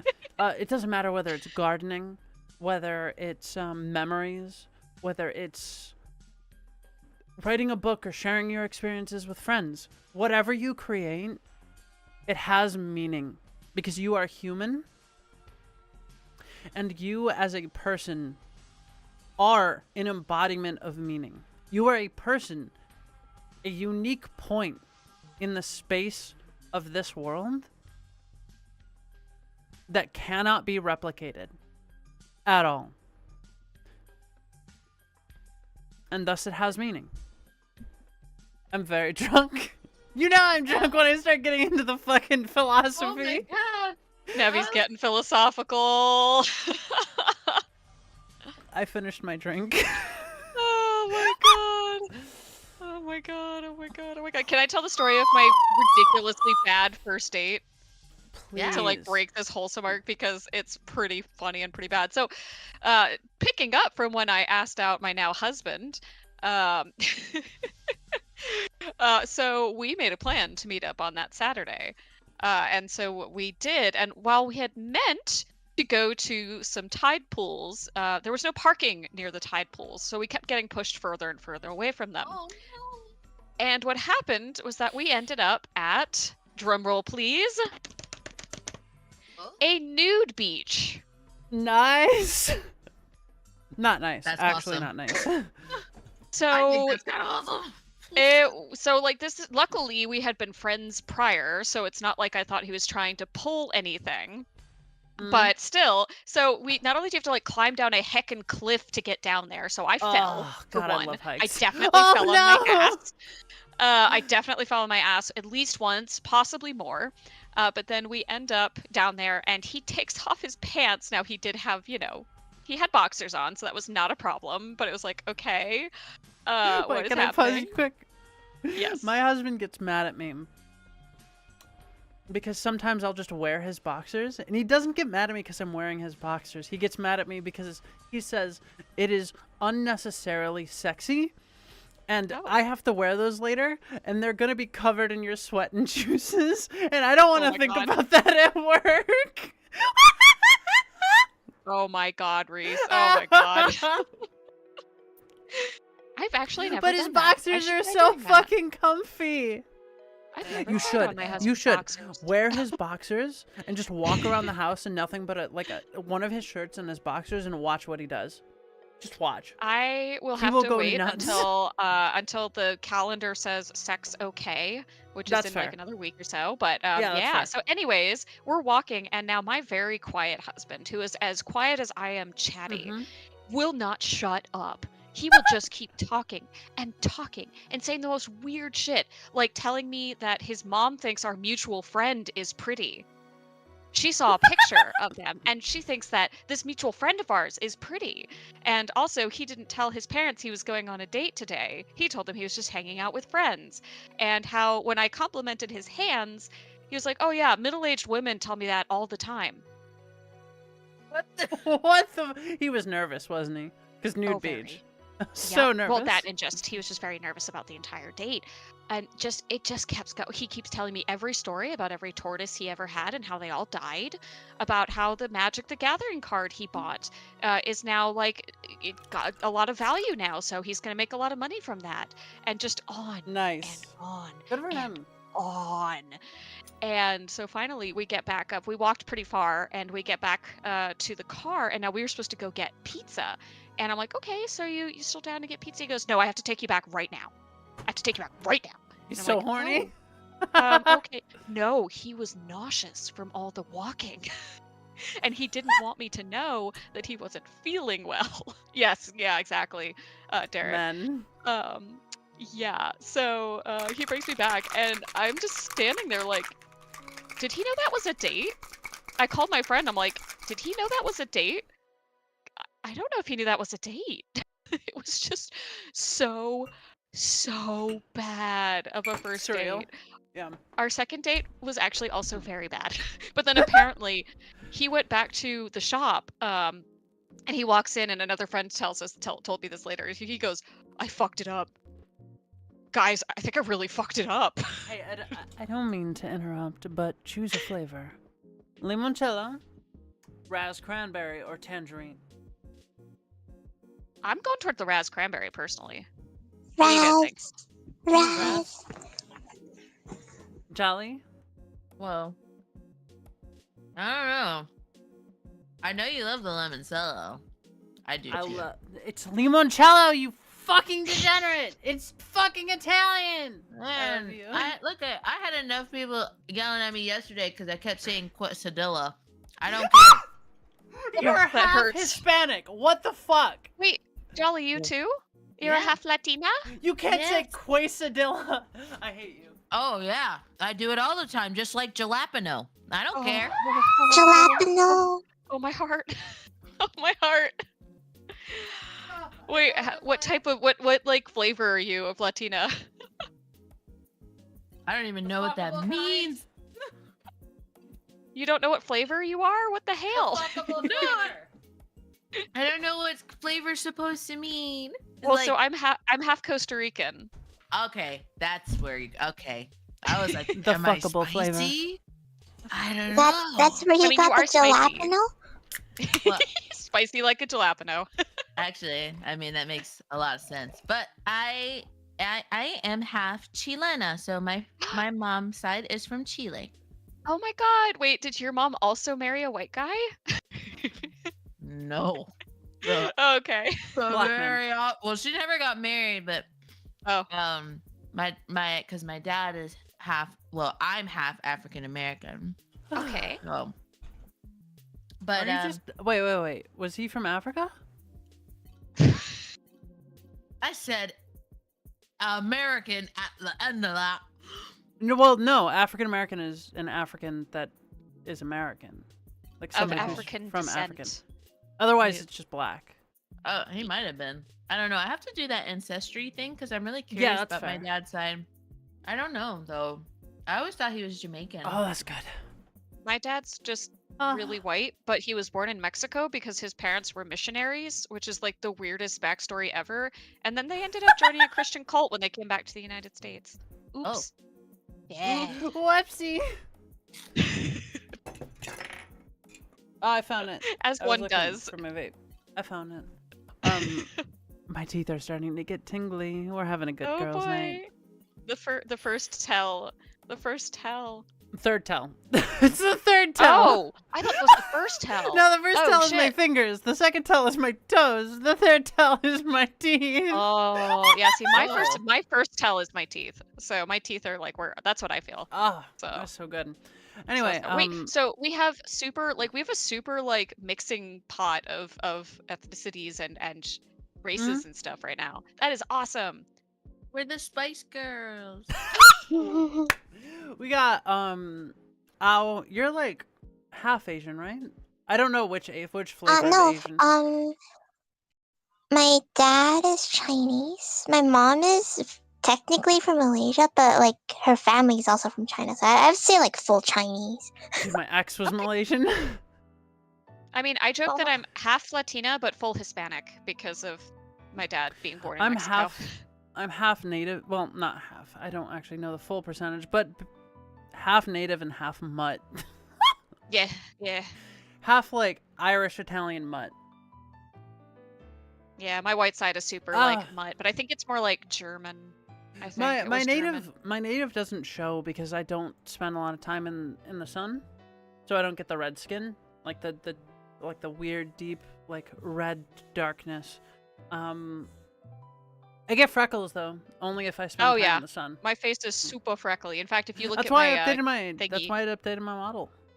Yeah, you gotta have your freckles, man. They're important.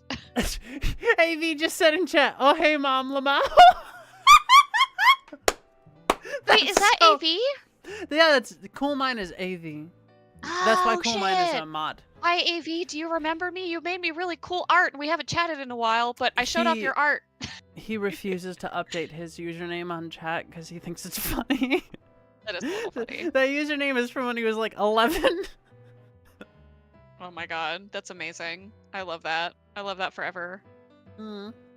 My parents made me use my last name when I was on AOL because they thought it'd be safer if I used my last name. That is so... Oh my god. I know. But this was a long time ago. Me and my brother had a RuneScape account when I was very little. And there's several stories that go into the name of this RuneScape account, but the name was Lego Burger.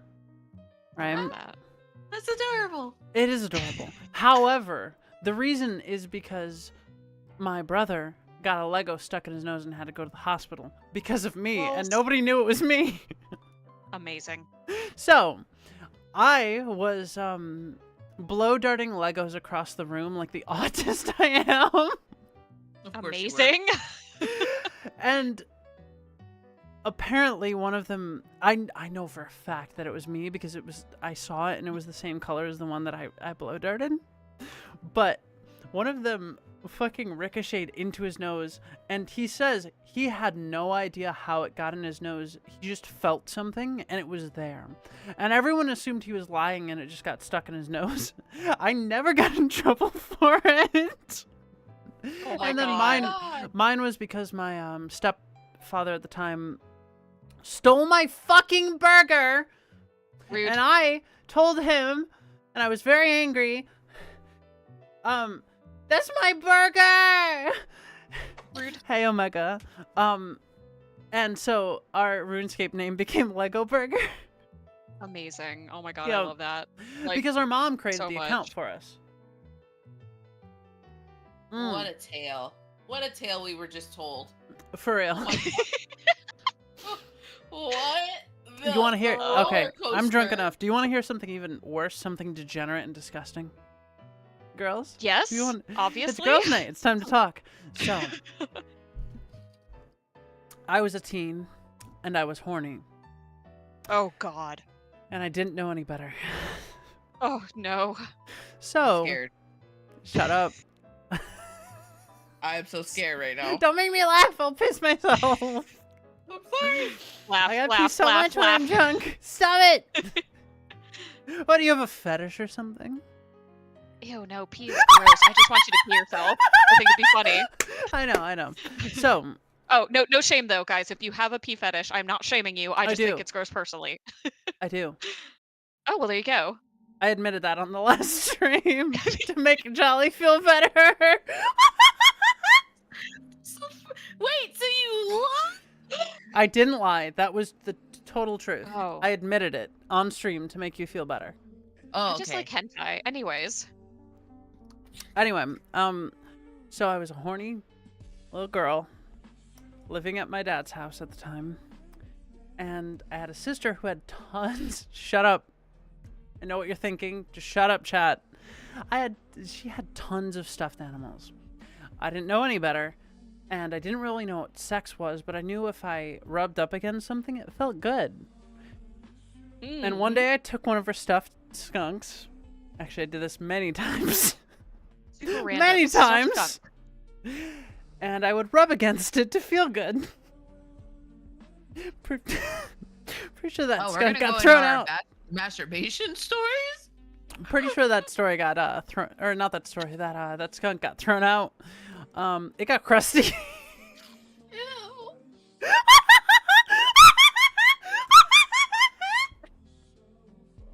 See, this is why I just used a toothbrush like a normal person.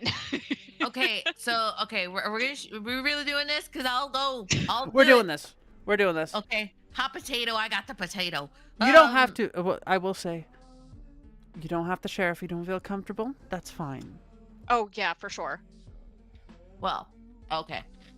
Oh, I don't really care because we all have kind of embarrassing youth stories. everyone had, like, men and women Yeah. alike. Everyone has embarrassing masturbation stories. I mean, my dad fucking walked in on me masturbating to a character in Jack 3, and he thought I was too young to masturbate. Well, Oh, sorry, I blanked out. I was so confused when I came halfway back and I heard something about skunk being crusty. Okay. We're talking about our go first on. masturbation stories. That's all. You don't Well- have to share if you don't feel comfortable. well, for me, the only thing I'll say is that I started pretty young. Because in my youth, because I'm probably the oldest, or maybe I'm not. I don't know. But Okay, wait, hold up. Age check. I'm curious now, if you don't mind. Oh, I don't. 413. No. Literally, that's my age. Get fucked. In lore, in Anyways. canon. Oh no, I'm 30. I'm 35. Damn it. 31. Poop. I knew it. I'm the oldest. I knew it. But anyway. Kai in Khan my in chat is youth- 55.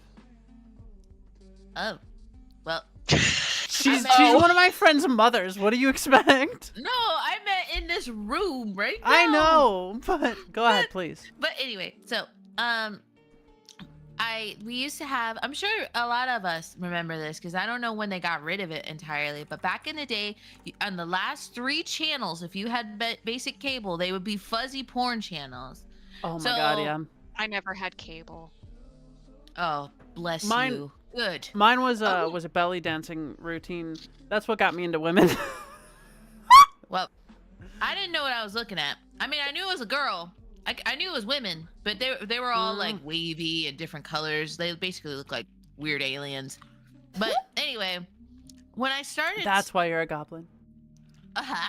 well, anyway, what I used to do, because I don't even know how I came upon this idea. I'll be honest with you. What I used to do is I used to take toilet paper or a paper towel and I would roll it into a tight ball. And then I would put it between my thighs. And that's how I would, for years, that's how I did it.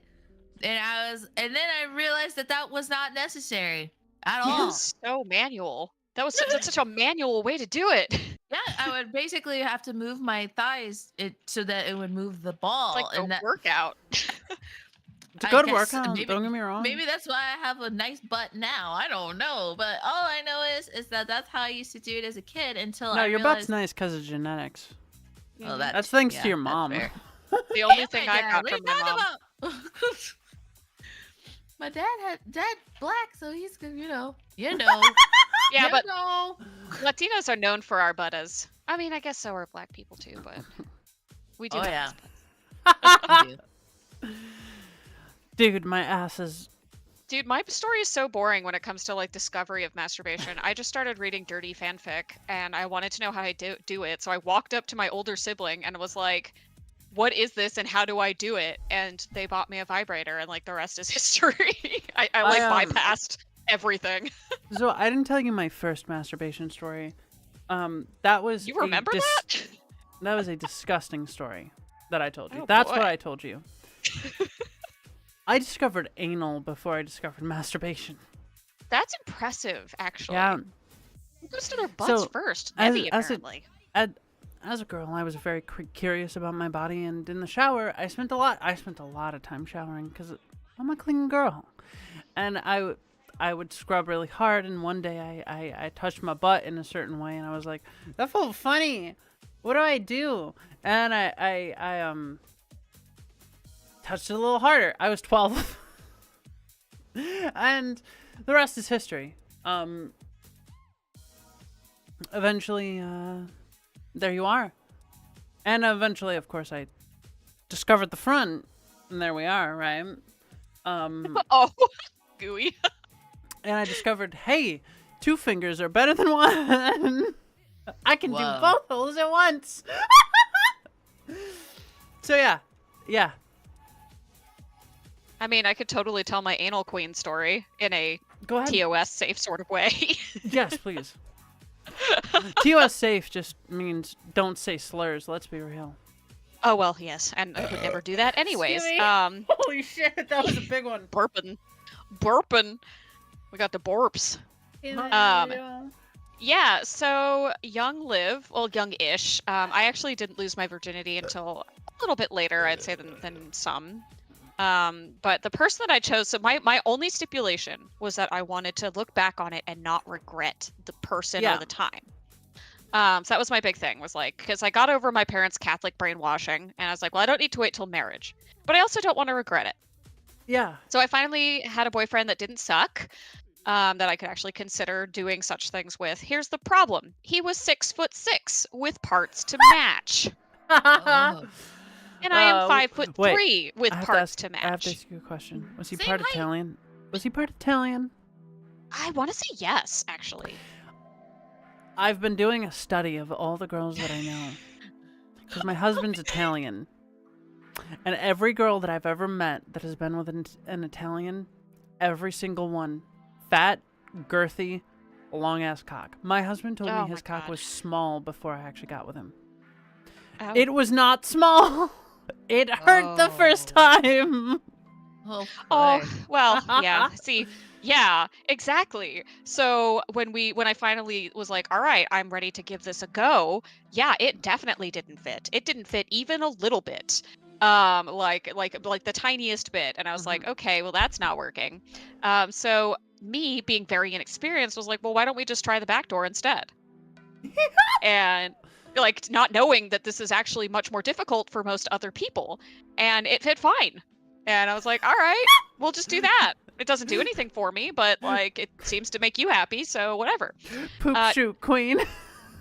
So I had no idea that I am in fact an anal queen, although I've had to hang up my title because, as I was telling Nevi earlier, I have forever ruined such activities for my husband.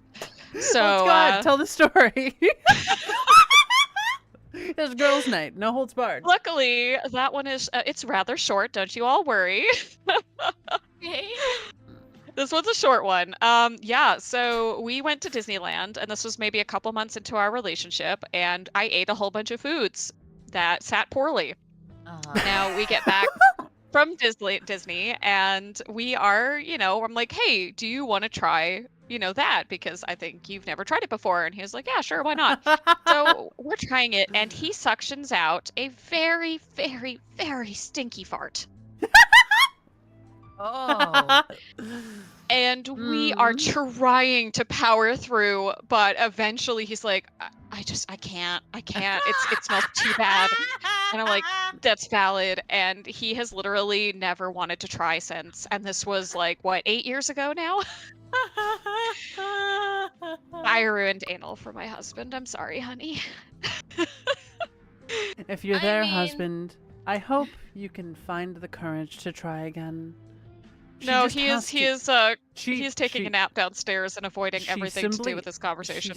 She simply has to do proper preparations. I'm very particular. I don't mind doing anal, but I'm very particular. I don't want any mess. So if we're going to prepare for anal, we're going to prepare for anal. I'm not going to go into details. Obviously, it's nasty, but I'm going to do the whole 9 yards. I'm not going to sit there and let, like, farts and poop be a thing. It's not my thing. I'm into omarashi, not poop. Fuck off. I am amazed at this conversation. It's girls' night. What do you want? Cheers. I am extremely open about everything all the time. There are literally no things that I would not talk about. On top of that, I love it. Like, I might be a little embarrassed, but I'm not, because I'm behind a screen of anonymity. Anonymity. Pizza. Pizza! Oh, Yay! Excuse me. Holy fuck. That was a bad one. Yeah, my brother just brought home pizza, so I'm having it. Yum. Oh, she I makes love Pepsi. pizza. What kind of pizza is it? Tell me. I want to know. You've got to the first one is just plain cheese. Let me check the second one. Give me a second. You know what? I will fuck with a plain cheese. I want to know I what will- I kind will of pizza absolutely- that is. Green stuff on my pizza. I like. Great stuff. Oh, okay.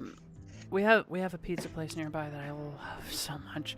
I love it so much. But specifically, they do a fantastic Italian mozzarella pie. If you don't know, an Italian mozzarella pie is a classic marinara sauce, just fresh mozzarella, and whole fresh slices of basil, and it is godlike. It is so good with a good dough. That is the perfect pizza. The perfect fucking pizza. If you have not had this is for you, chat. If you have not had a fresh mozzarella pie, treat yourself. It's worth the money. It's so worth the money. You're good. You can continue, guys. I love food. No, I really food love is food. good. So like, I love food so much. It sucks because you can't have pizza. I can have gluten-free pizzas come a really long way though. Like ever since they stopped trying to make it 1-to-1, like with like ever since they went like cauliflower and stuff. Oh my god, so much better. Like there are some good ass pizzas out there now for me. Stupid gluten. I like Stupid liver. gluten. This has nothing to do with pizza. I just really like liver because it's a really healthy, like actual healthy, incredibly nutrient dense food that when cooked right is delicious and so good for you. It's so good for you. It has so much I'm actually iron. trying to be healthy. I'm trying to cook healthy. I'm trying to try to get make some healthy folate. foods. So try to get some liver in your diet for sure, or eggs. At least one egg a day. Egg alone has enough choline and, well, not enough iron, but enough choline to keep your brain functioning at high capacity all day. 100%. So important. Single egg. One single egg a day. I That's actually all it knew that. takes. Yeah. I actually did know that. That's why whenever if I'm really sick, if I can at least eat like a scrambled egg or something, like I feel good. Like I feel good about myself. It's I do a lot of egg alcohol drinks when I do drink. If you've never had it, it's very good, chat. It's a very fluffy drink. Okay, so a lot of people don't know about this. Putting eggs in alcohol is a very, very common ancient practice. You shake it a lot, and what you get is a very fluffy, airy drink that is just delectable. Just so good. Sorry, my sultry voice comes out when I'm drinking. It is delicious. It is so fucking good. You put the egg in there. It's preferable to have a blender. It's way easier with a blender, but you put the egg in there, you put your alcohol, you put whatever your flavorings are. You blend it up real good, and you get this fluffy, airy drink that is like nothing you've ever had before. Actually, goated. Actually goated. Sorry, I yelled. Actually goated. It's so good.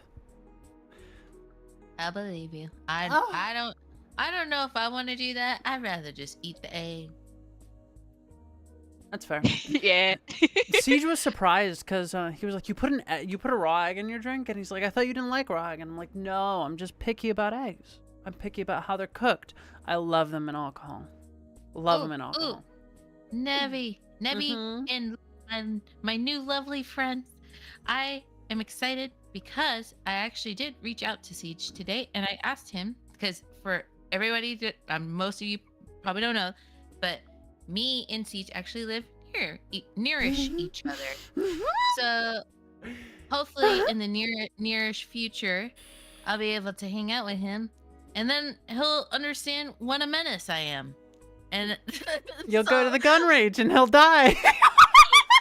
Well, I do look forward to that actually. I want to get over my fear.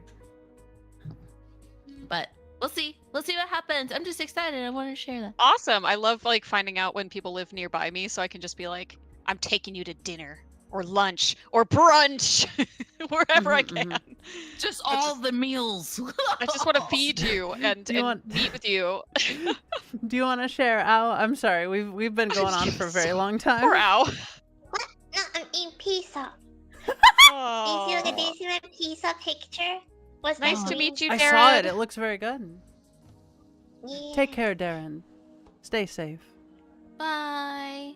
Bye-bye. For those of you that are new to the channel, sit back, relax, and have a good time.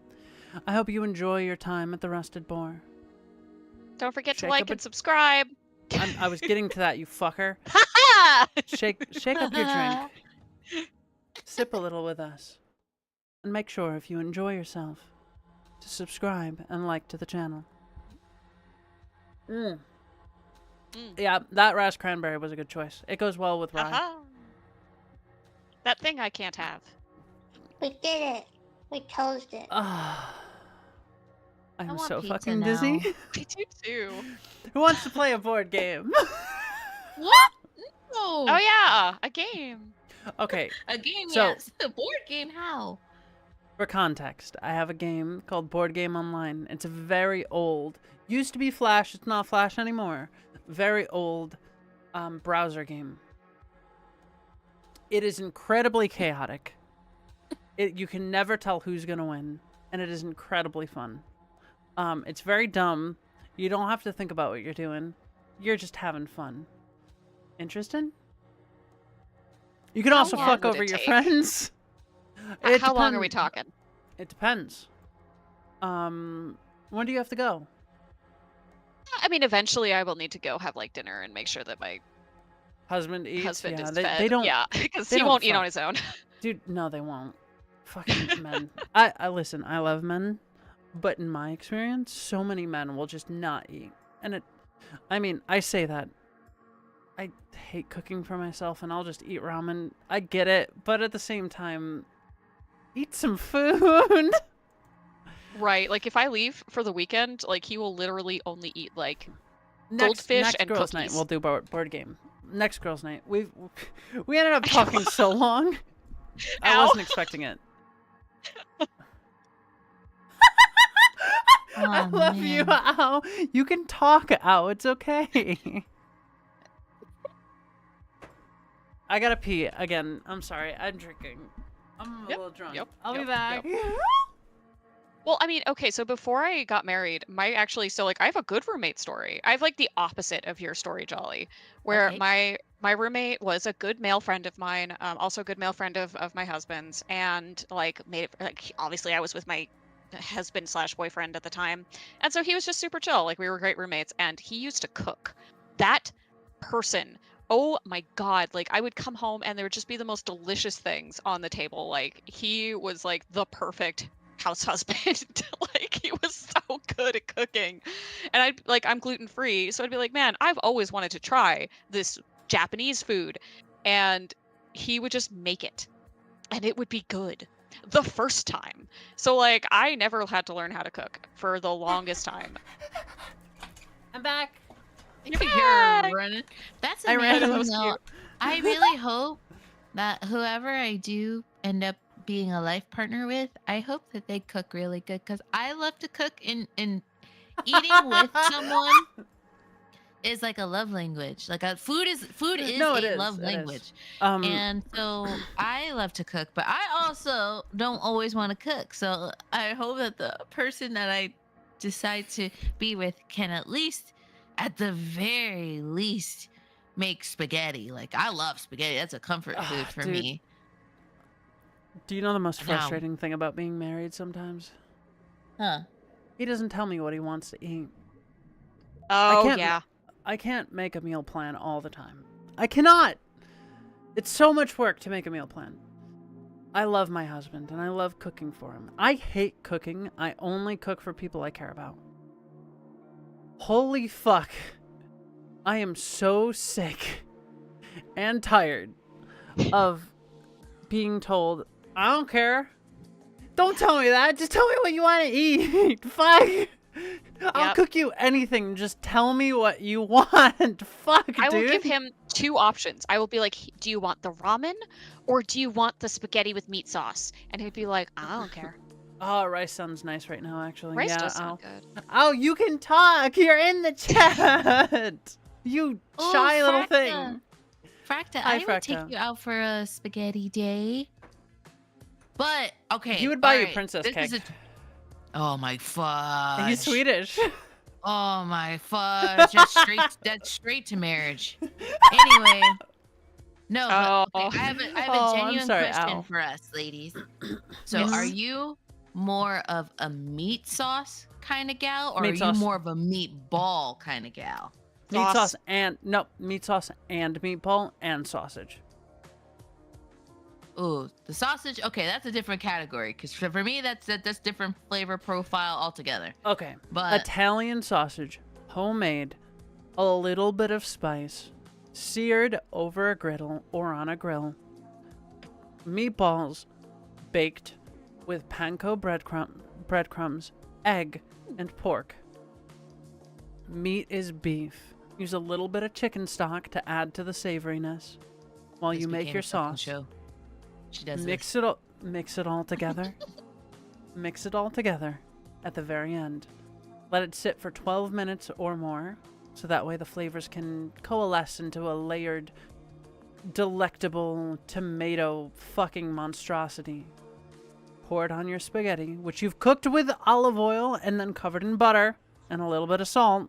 That's important. And then serve. Absolute heaven. Do not Well, fuck thank you with a thank woman. You for that. Do not fuck with a woman that grew up with Italians. Okay? Well, I'm gonna say the blasphemous thing. I'm a meatball gal, strictly. No, I- meatball is I- good. Obviously, if it's made with meat sauce, it's not like I'm gonna be like, I won't eat that. I'm gonna eat the absolute shit out of that. But when I make it, I prefer to make the meatballs because, weirdly enough, making meatballs is really therapeutic, and it's like I get the right size, and the texture of the meat doesn't bother me. Like, I know for some people that's a sensory issue. So, Oh, yeah. But for me, no, and I prefer meatballs, and I actually don't use breadcrumbs, but that's because I'm mostly keto, so I use pork rinds instead. So, Ah. you won't be keto when you move to when you come visit. That's impossible. Listen, I respect keto for its medical uses, but it's one of the worst diets to go on. Oh, And for that's sure. bec- I 100% agree. That's not because it's bad for you. It's because the weight lost on keto is incredibly hard to maintain lost unless you stay on keto. You should lose weight on your normal diet. If you go on keto to lose weight and then with the plan of coming off of it, don't expect to keep that weight lost. It will immediately come back. But I was getting into Japanese hamburg. The quote unquote American style. It's actually German style. Japanese hamburg is fucking delectable. I make it occasionally. It's like a meatloaf that you sear and then you bake it and cover it in like in a brown sauce. It's so good. It's so good. Gravy. It's not a gravy. Not a gravy. To me, it's It's always n- gonna no, be gravy. no, it's You not can a be gravy. mad at me No, all you you're- want. I still love you, but I'm gonna call You're it wrong. a You're wrong. You are objectively fudging wrong. Gravy. I will punch you in the stomach, make you puke, You- and then kiss you on the forehead. That's mean. It is You're mean. A bully. I am a bully. Fight I me. wanna call it a gravy, Ow. and I'm gonna do it. See, I don't enjoy cooking. I enjoy eating, but I have to cook in order to eat, so that's my life. Oh I man, love let me cooking for cook people I care you. about. I love Please? cooking for I love my cooking for people I gosh. care about. And That's Jolly the best. Jolly will have express permission when she visits to enter my kitchen.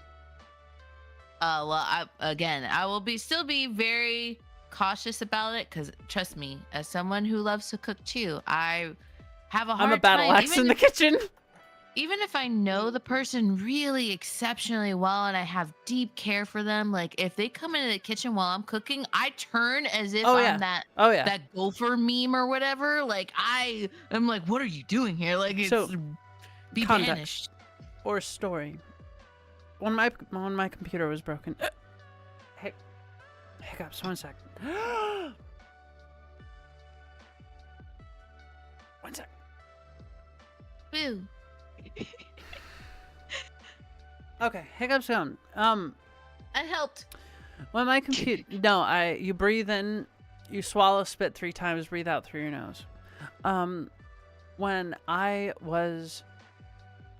computer was broken, it was really bad for me. Most of my career is on my computer. And then my friend texted me and said, "Hey, I need somewhere safe to stay because my brother tried to commit suicide." And so, of course, I let them stay. I can't turn that away. I don't know the full story, but I can't turn that away.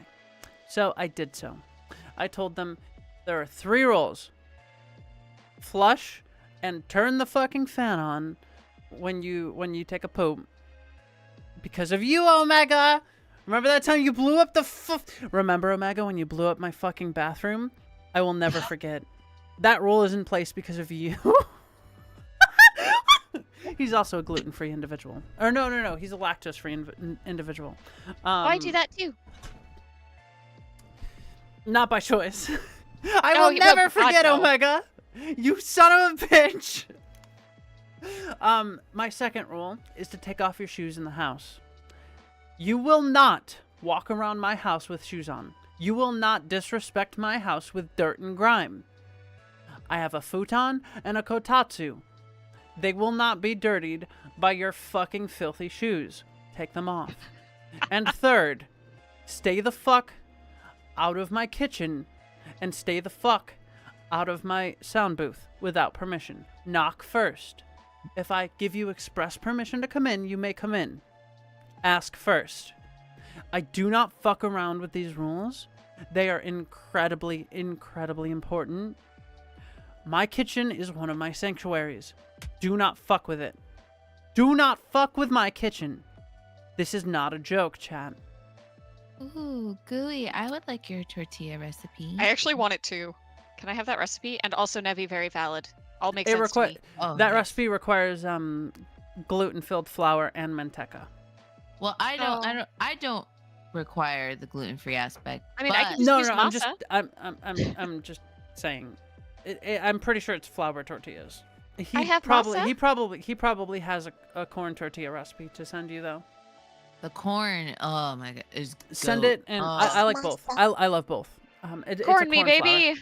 It's corn. It depends. Flour. It depends on the things that I'm eating within the taco, but also if it is a taco versus a burrito, because obviously a burrito would require flour. I love corn tortillas.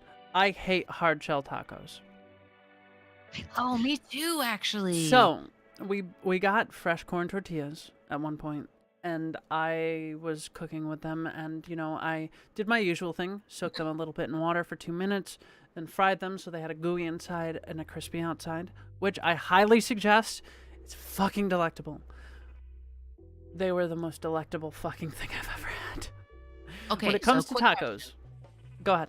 So, I know you don't like hard shell tacos, and that's perfectly understandable. Yeah. I do not like the V style, but however, there are tostadas, and those, milady, if I can encourage you to enjoy that texture change, it is so good. They're like little Hispanic pizzas. Listen, I could make the same thing with fresh corn tortillas soaked a little bit in water and then fried, and they would be 10 times better. Princess. Unironically.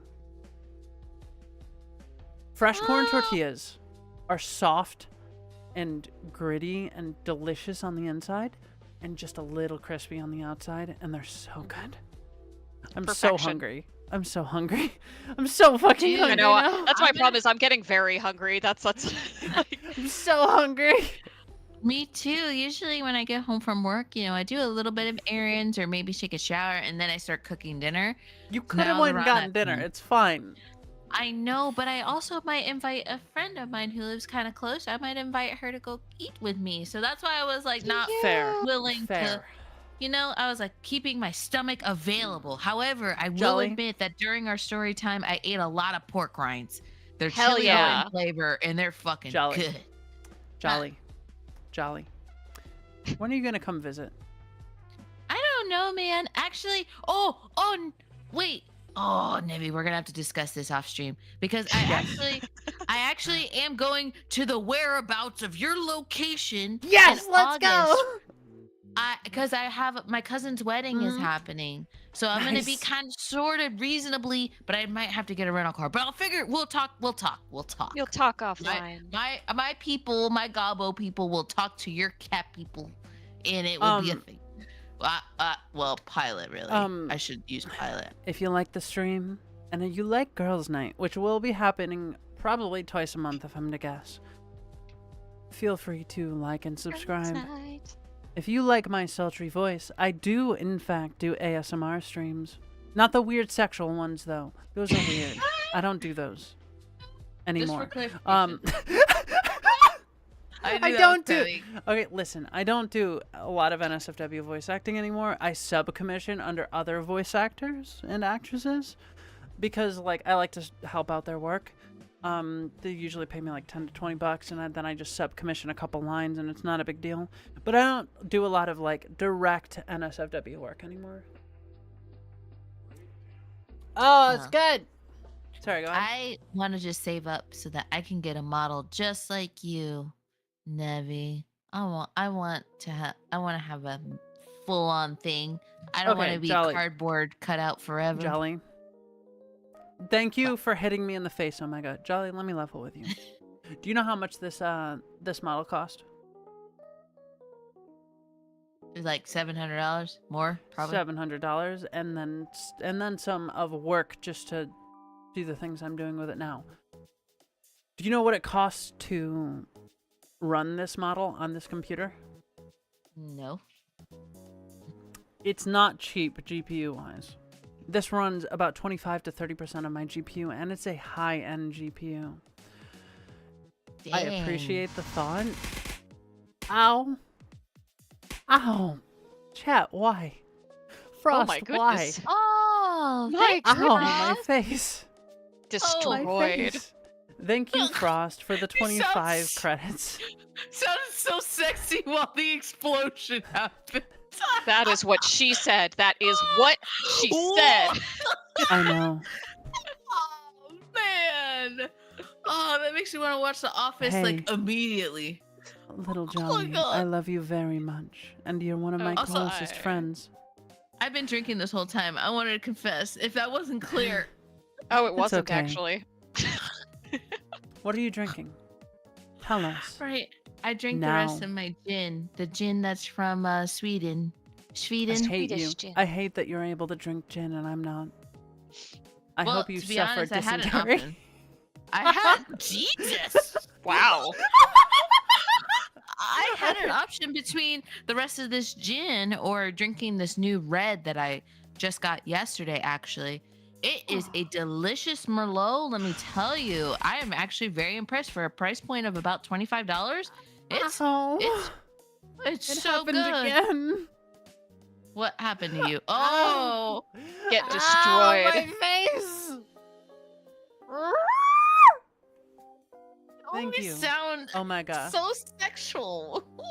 You want to hear me get sexual? sexual? Mm. No, Your back no, is no. so tight, Nevi? Charlie. No, what the How hell about I does just that even? massage it for you? Oh, There's nothing sexual about this. It's just girls being girls. someone help me. So, thank you very much for the 25 credits. Oh my god, you son of a bitch. I forgot what I was gonna say.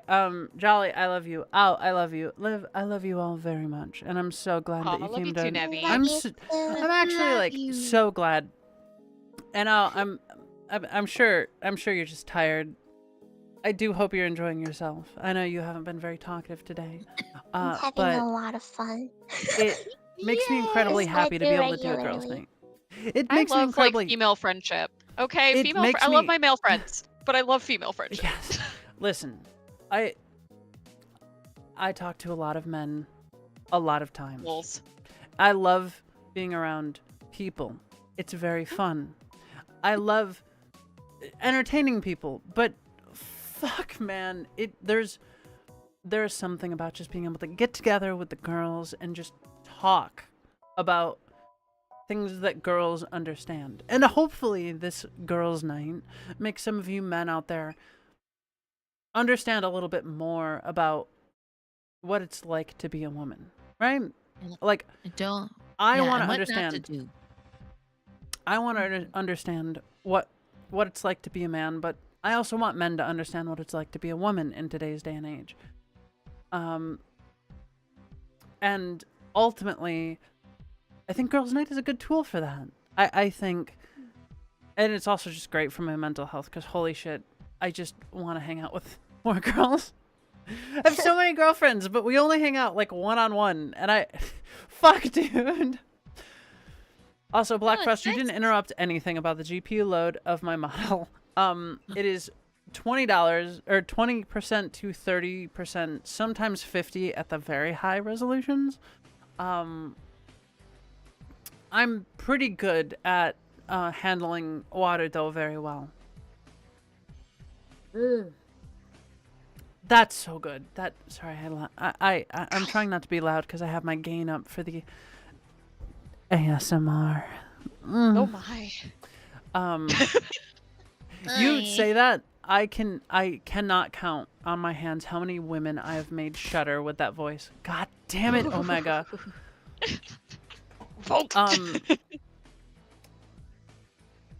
Listen, I'm a voice actress and I know what I'm good at. I'm not good at the owl voices. I'm gonna leave that to her. She's good at the cute chibi voices. I'm good at making a tingle run up your spine as I finger the side of your hip. What a word to use. Just a slight brushing. As my husband likes to say. Someone teach me one of those too. As my husband likes to say, I'll trace the outline of your entire body with my fingers. This is a good saying, right? That's fucking... Dude. It's classy. My husband hasn't spoken since our first date. Full disclosure, he stole that from a song, Sunday Morning by Maroon 5. One of the only good songs Sunday they ever morning, made. Rain is falling. It's such a good song, but it's so lewd. Actually, that album is fucking so good. It's so good. It's so lewd, though. Oh my god. It's such a... Like, we were listening to Sunday Morning while on a Sunday drive one day, and I never really listened close to the song, and we often listen to music, and we switch back and forth choosing, and that song was playing, and I just started immediately blushing, and I'm like... And he looks over and gives me a look, and I'm like, this song's so lewd. And he's like, yeah, you didn't fucking think so? And I'm like, we had sex that night. Man, that. God bless. You know, just God bless. I love my husband very much. He's a very good man. I hope I'm to very be proud of married him one day, but if not, that's okay too. To a certain person that I know. Oh, wow. You know, we don't have to do this. We don't have to do this. I'm just teasing you. Okay, so for me, I always told myself since I was young, I knew that I did not want to have children. I really don't. I'm open to the idea with the right person. Maybe I'll change my mind, right? But for the most part, I never really desired to birth children. Sure. And then I never really was into the idea of marriage either because it seemed really restrictive. I don't know. It just seemed, it's not that I have commitment issues because clearly I don't. I actually prefer that. But the idea of like having a license and all that stuff when you're young, that's why I was in an open relationship for so long. When you're young, it feels like you're being chained to someone, right? But as you get older, you realize it's not that you're being chained to someone, it's that you're making a choice that matters. And I think that's an important choice to make. And some people don't make that choice, and that's completely respectable. If you're in an open relationship, more respect to you. I hope it works out. It's much more complex than a normal one-on-one relationship, but I hope it works out. I hope it works out for real. But it's not a chaining. It's this thing that you get in your head when you're young. At least that's how it was for me. It's not you being chained to someone. chaining each other. I mean, don't get me wrong, we do a lot of chaining in my house, but it's not that. It's not the kind of chaining. A lot of electrotherapy as well. Listen. Okay, you know what? I'm gonna let something speak for me. Oh, I hear it. Ding-a-ling-a-ling-a-ling. And that's all I'm gonna say. For me, like I really admire the love, appreciation, principle, all of it behind marriage. I really do. 100%. I just never, growing up, and maybe this was because of my lack of my own self-love and respect and how I viewed myself, is that I never really thought I would be married. I was okay with being that person who lived the rest of her days with like 50 cats and like in a small hut somewhere. I know someone just like that. Now, for me, and if that's the way they want to live and they're happy with that, that's their life, man. Let them be happy. But for me, I do desire a partner. I just don't really. I don't want to rush that idea. If it feels right, it's right. I don't want it to be a solid thing in my mind that I have to date for marriage. Yeah. As I said with my husband, marriage and sex are sacred things. Not religiously sacred, humanly sacred. You are a human, and it is up to you to make the choices to make your life a better thing, to make your life worth something, to make it filled with meaning.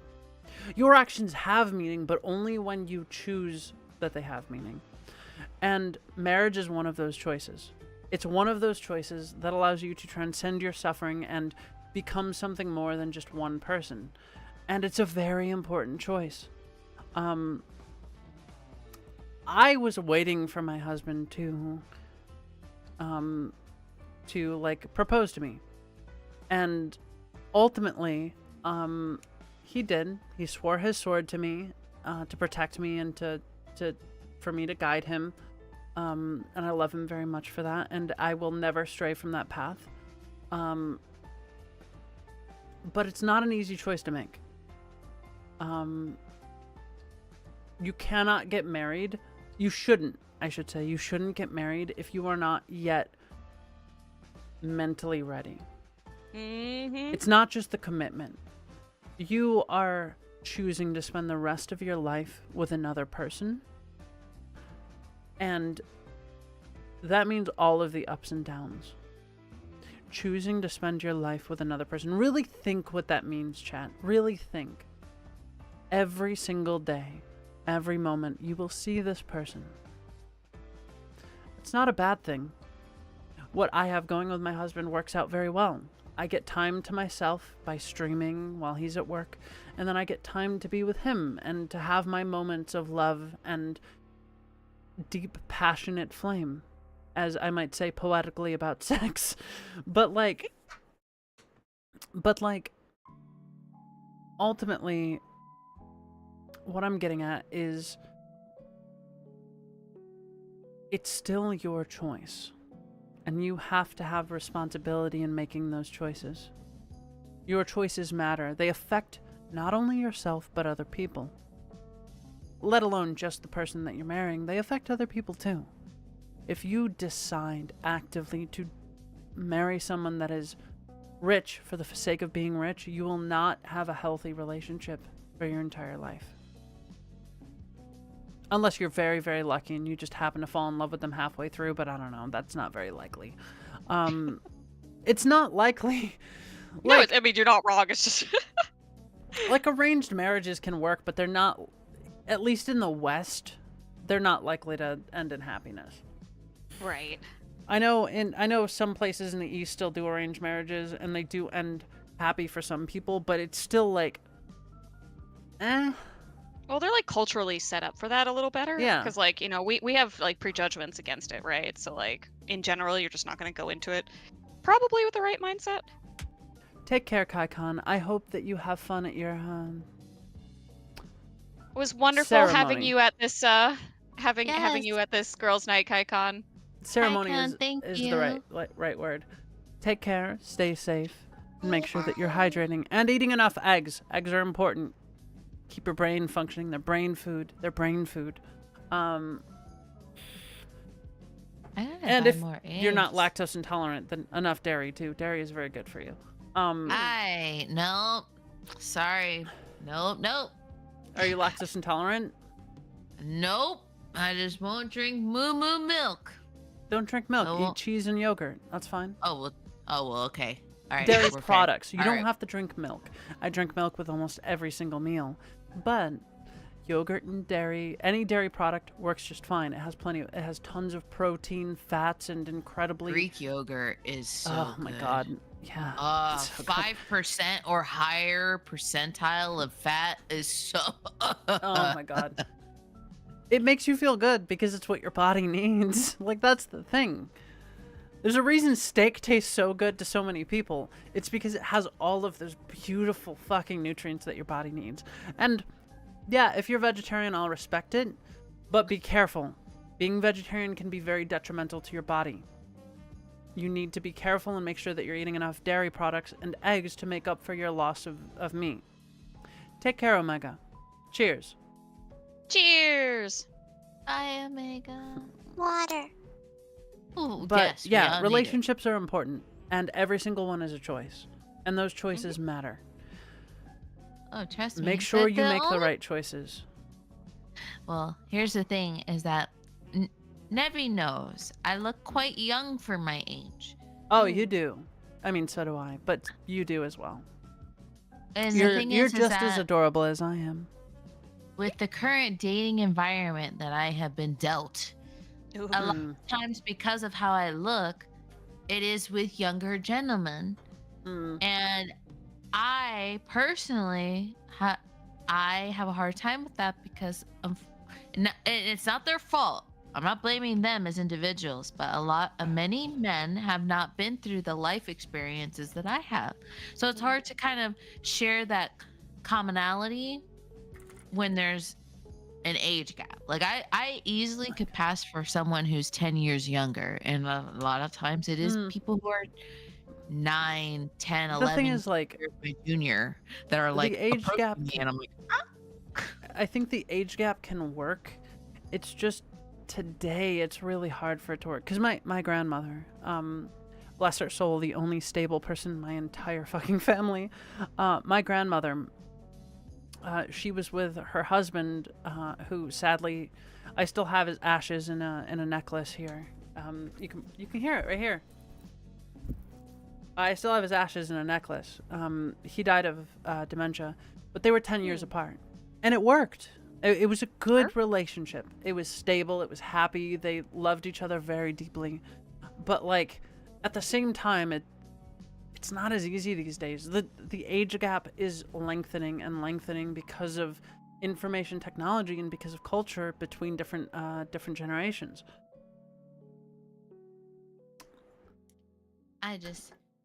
For me, I think if I met the proper individual, and The he one was that'll call very- you mi gatita. you better fucking shut your pretty mouth right now. What's wrong? What's wrong? I need you to not do this. Don't do this to me. But Pequeña duenda linda. I just want him to be mature, and also a big requirement for me, which I've learned to vocalize over the last few dates. Ow, my is back. that- Holy fuck, that hurt.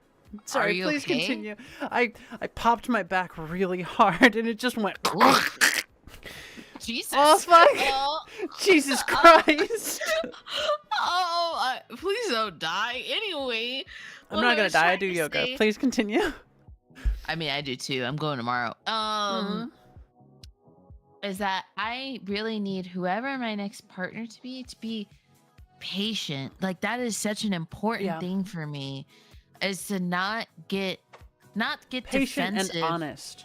and honest. Yes. Well, of course, honesty is like a default. But for me personally, because I know my emotions can be rocky sometimes, and even I can admit that in the moment, I'll be sobbing and I'll say, I am just emotional and I'm trying to figure out why, but I need someone who's going to not take it personal. If that makes sense. Yeah, Like, I need I them to not judge me for my emotions. I get angry. It's in my blood.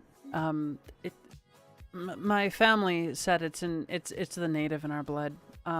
It's the reason why we black out when we get angry and we fight. It's just straight up like barbarian blood trans shit, right? And I have a lot of stories about that. I've fucked some people up, but like I get angry when I'm upset, very angry, and I have to like take a moment and I have to tell him like, hey, listen, leave me alone for a bit. I need to chill the fuck out or I'm gonna break your nose. Like, actually, I need to like sit and chill and think and cool off. I don't want to be angry with you. There's no reason for it. It's illogical, but I'm very emotional right now. And if I don't take a moment to just chill the fuck out, I'm gonna just fucking blow my stack, right? And he's gotten used to it. He understands. It doesn't happen very often, but like he understands. Okay, I'll leave you alone. And then when I'm done, we talk and we figure out whatever the fuck we were upset about, and we talk it out, and it's healthy. But you need anybody in a relationship. If you're in a relationship right now, please, two things. One, learn to have patience. It is the most important thing to have in a relationship next to honesty. And two, if you are betrayed, truly betrayed, leave. Have the courage to leave. So many people are betrayed in relationships, and they do not have the courage to leave. I've seen it so many times. It is so incredibly important to just say, that's it. It's like a tooth infection. The longer you let it sit, the more it rots and the more it hurts. You need to leave. These are the two most important pieces of relationship advice that I can give out. Oh, well, I'll admit that one of my lesser self-loving moments in life was being in a relationship with someone who was deceitful and did step out of the boundaries of our monogamous relationship. And everything in my gut said, don't do that. Don't do that, because if you were advising any of your other friends, you would say, oh no, oh heck no. But I chose to forgive, or try to forgive them.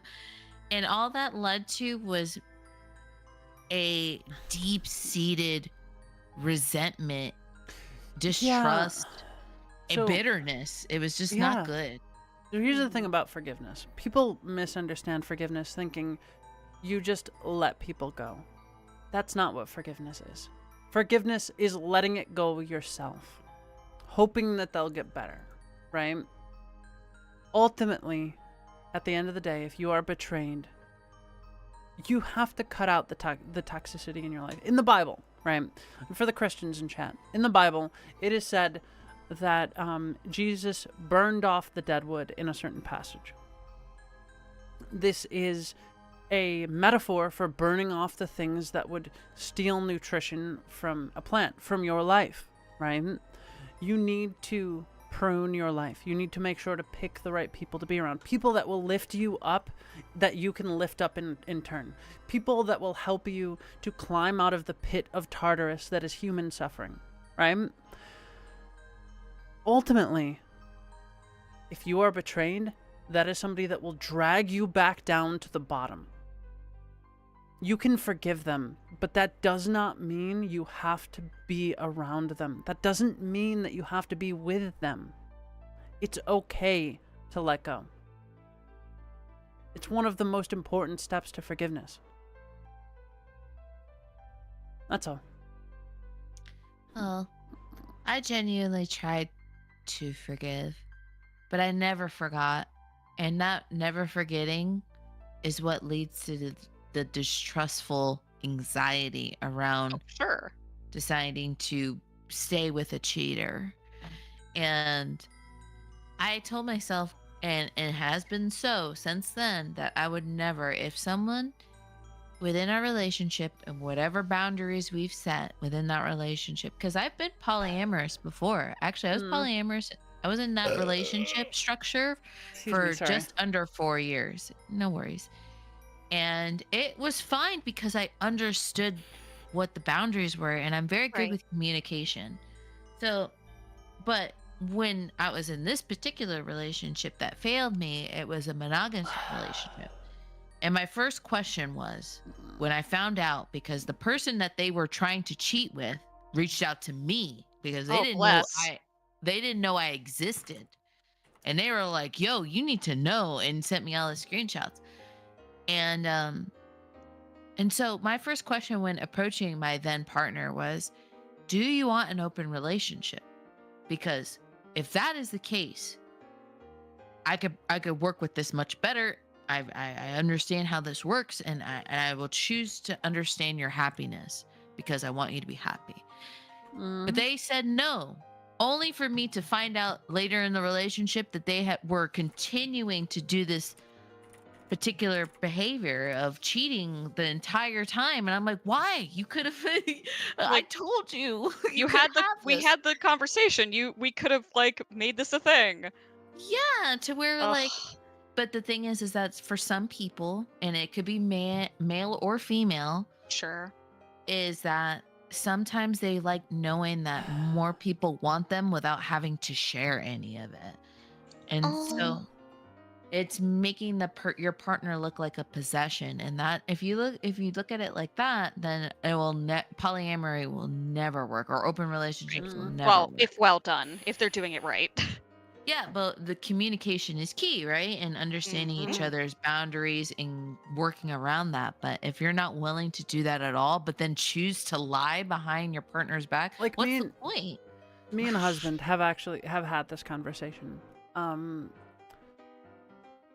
We have talked about a possible third, and we both came to the conclusion, no, it wouldn't work. We would both be far too possessive of each other to even be able to consider that.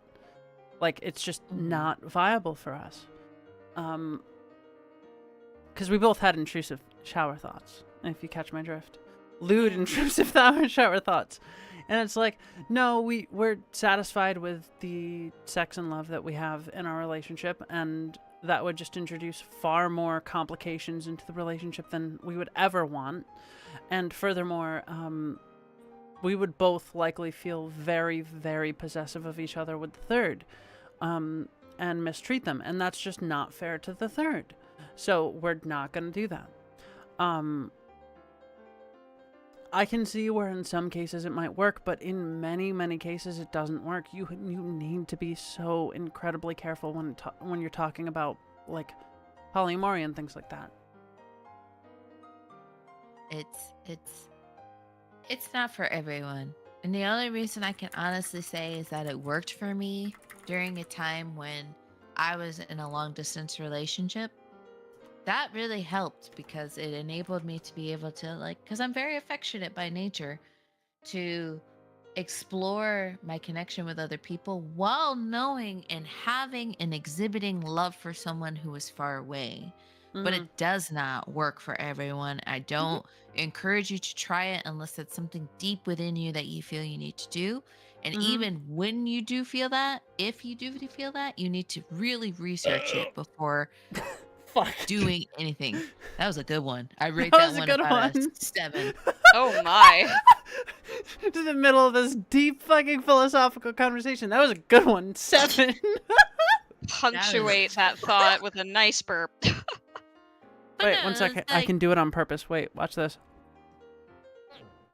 Wait. That was a fart. That sounded like a fart. No. Wait. No, I was swallowing air. Wait. Oh. Oh, that's the little one.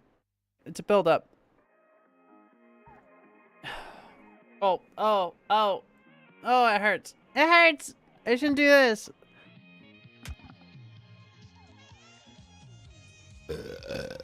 Oh, that's another one. Fuck, it's stuck. It's stuck in my throat. Okay, I'm gonna put down a small boundary and say I don't do well with loud burps. It's actually starting to make me quite nauseous. So if we could maybe, I understand when they slip out, but now that they're becoming on purpose. I'm so glad that you expressed this. Thank you for that, because I could destroy Nevi right now. I don't think. Oh yeah, please. You may do I'm this so when I am not evil. around, but my older sibling will actually wait. kind of my older sibling kind of ruined that for me. Like it is actually a thing for me. So like I'm getting I nauseous. completely understand and respect it 100%, but I'm really glad, because I was thinking to myself as she was burping, I was like, I could do this 100% 10 out of 10. Oh, I'm sure the goblin Jali. burping is. Yeah, will you guys fight can you. totally have a burp off at some point. No, And I'm sure it would was turn the off. one- It would turn on many people in chat. Oh, that's weird, but you know, It's like, true, whatever. though. Right. I To won't each kink their own. shame. But I started a very long time ago. Like I want to say about 4 or 5 years ago, I started a legit burp rating system where anytime, like, because it happens, right? Sometimes Oh they slip. sure. So if I was out somewhere, let's say to dinner, and it was happened to be with like a group of people, whether I knew that most of them or not was irrelevant. But if someone burped, I would always be like, I would always rate it. It would either be for the good or the bad. I'd be like, nah, you could do much better. I rate that one a 3 out of 5. And then it encouraged them to like soften, because then they know they don't have to like hold back in a way. Sure. No, I don't encourage that for everyone. I don't encourage you that if you're going on a first date, do not rate. God. First of all, if burps happen, they happen, but don't make it a game, because it becomes very competitive Make it a very game. fast. Make it a game, chat. Well, it's funny See, because just I been- used to be so like self-conscious about my distaste for burping because, I had like, I never felt like a girly girl, but I also never felt like a tomboy enough. So like I'm not cool enough to like burping or to be good at burping and like all this stuff. And so like I always felt like it was a weird gender thing for me. Like I want to be one of the No. boys, but I'm also like that's not one of the things I enjoy at all. No, I get that. I 100% get that. For me, I mean, I don't know. It just comes easy because I know how to like push out my chest when I do it. I just learned very young to be able to burp like an extended burp, not just a loud Sure. burp, but extended.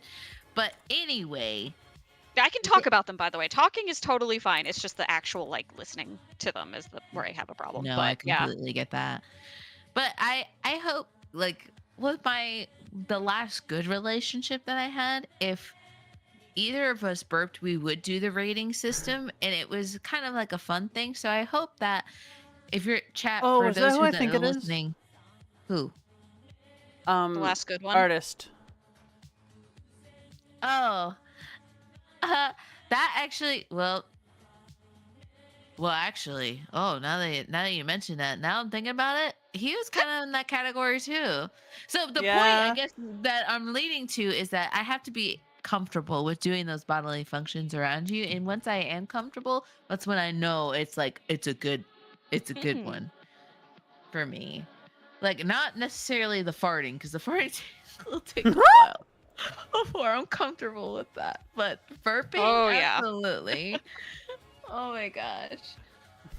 But there's something else I was gonna say to that point, but I can't remember it now. Gin brain is taking over. Gin 100%.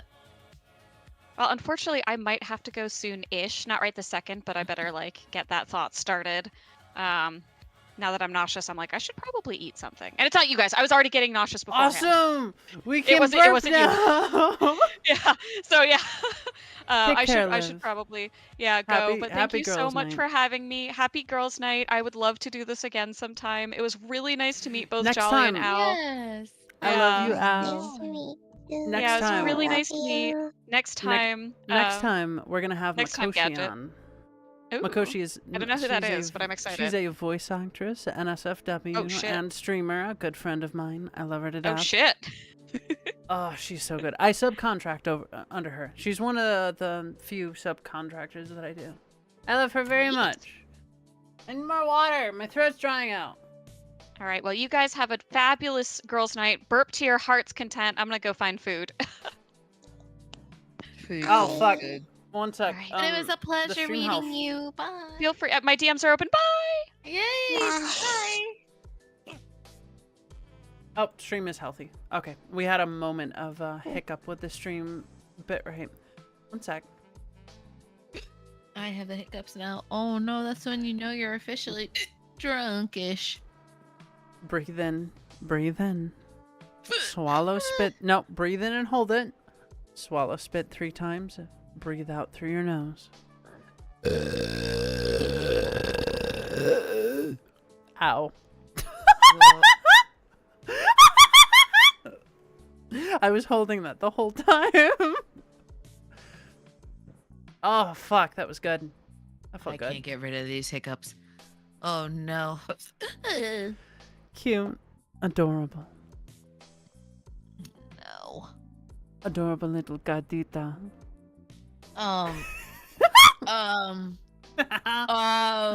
Excuse me. I know I'm a thick beach, but I don't need you saying it to me in Spanish. So, Chat, for context, would you like to explain it or should I? No, you can explain it. Go ahead, because I'm trying to get rid of these Jali. hiccups. Jali has a very big weakness to Spanish. Just random sweet nothings in Spanish. It's very cute. Some of you saw that on one of the on 2 of the previous streams. You know who you are. I only learned bad words from my Spanish friend. Let's hear some of them. I only remember one. Puta. I remember one of Swedish. Yeah, And see, it- I'm teaching. Don't cancel me because I was taught this. And it is a bad word, and I don't entirely know what it means, but it's blate. It's a very bad word, apparently. A very, very bad word. In what language? Don't say it in front of other Swedish. Don't say it in front of other Swedish people. Don't. It's bad. It's a bad word, See- apparently. But see, that's the thing is that Spanish hits a deep rooted part in me, right? Obviously because of my heritage. But any language, any foreign language to me, if spoken to me, is usually a huge fluster buster. Like I cannot. Anytime I hear it, like when my ex would speak in a different language that's Scandinavian, I would flip I have to out. stop you. I have to stop you. Guess what I have? What do you have? I love you. It's a kitty cat. Oh, my kitty cat's at the corner of the bed. He's so Like, she- cute. I love you. Your baby is I very love cute. you. Actually, our babies look like they could be siblings. Honestly. I love you. Did I burp in your face? I'm sorry. Yeah. You smell so good.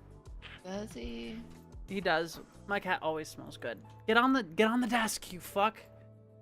He ran away. I was too affectionate. Get off my computer.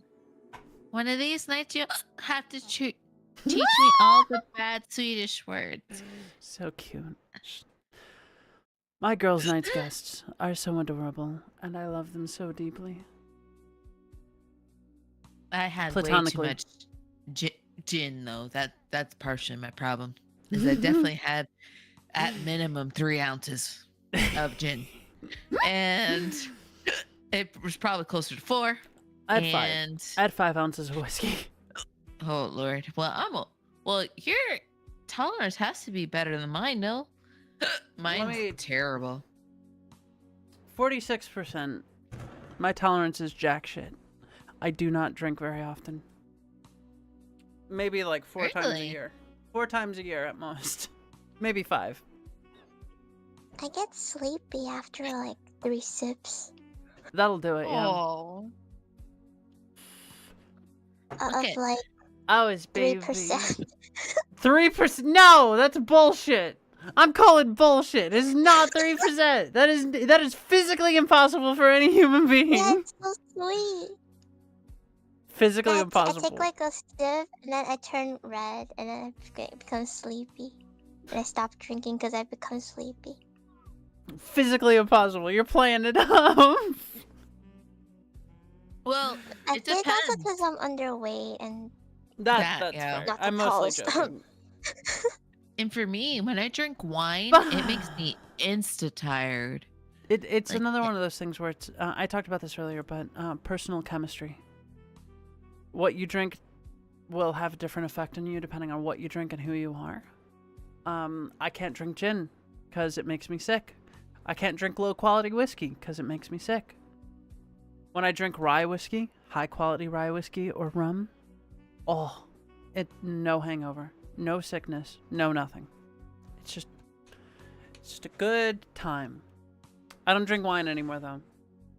Not after the incident. Not after the incident. I love wine. Dude, wine drunk Nevi is a conspiracy theorist. Oh Like, my it's god, insane. It's I bad. 100% believe that. Oh I my probably got that goodness. from LoFam. Likely. I black out after like not a lot. Wine drunk Nevi blacks out very fast. Beer drunk Nevi is fun though. A good beer, beer drunk Nevi is fun. I like beer Nevi. I've never ever been beer drunk. I don't like beer. I gotta make you a good beer. Remind me to brew you up a nice lager. No hops, I will just do that. lager. Well, we're gonna discuss my potential visit in August, so we're gonna do that. Yes, let's go. Because I am gonna be up north-ish of somewheres soonish. In Europe. Yeah. Definitely in Europe, guys. I was like, oh I no, love you so much. gotta save that. Gotta save it. Nope, no savior. All right. Oh, 1 second. I'm gonna pop my back again. Oh, I need to do that. Actually, oh Lord, that sounded nutty. These freaking No, hiccups. it didn't. It's normal cat sound. Shut up. Okay, you know what? Okay, I won't argue. You want to hear naughty? No, I don't. No, they gotta pay for that, Nevi. Don't you do that. Don't you You're do right. it. They do gotta pay for it. They gotta pay for it. You gotta pay for it, Chad. Yep. I make sounds that sound naughty, but only because I'm stretching. They're not naughty. I actually got a commission once. I don't remember who it was. It might have been Corvo, the streamer. Specifically for my weird fucking trilling noise that I make. You've heard it, right, Jolly? Mm-hmm. Specifically because they wanted bird cooing. I never thought of it that way, but I was like, yeah, it works. I can do that. Oh. How much God. Did that pay? I'm so hungry. I haven't Well, eaten. okay.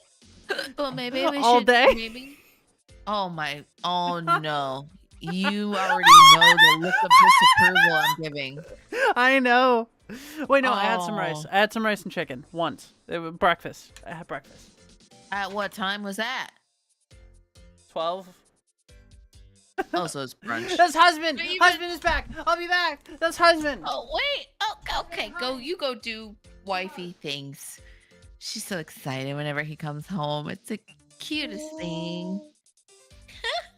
It's just you and me now. Yes. How are you feeling, dear? Are you feeling okay after all that pizza? Yeah, food coma is great. I also had Pepsi. Oh man. Husband is That back. whole sorry. mention of pizza and seeing the photo looks so good. I want pizza. It's time to bake it. Yeah, because I definitely can't go out and get it. Because now that I'm tipsy, I don't trust myself.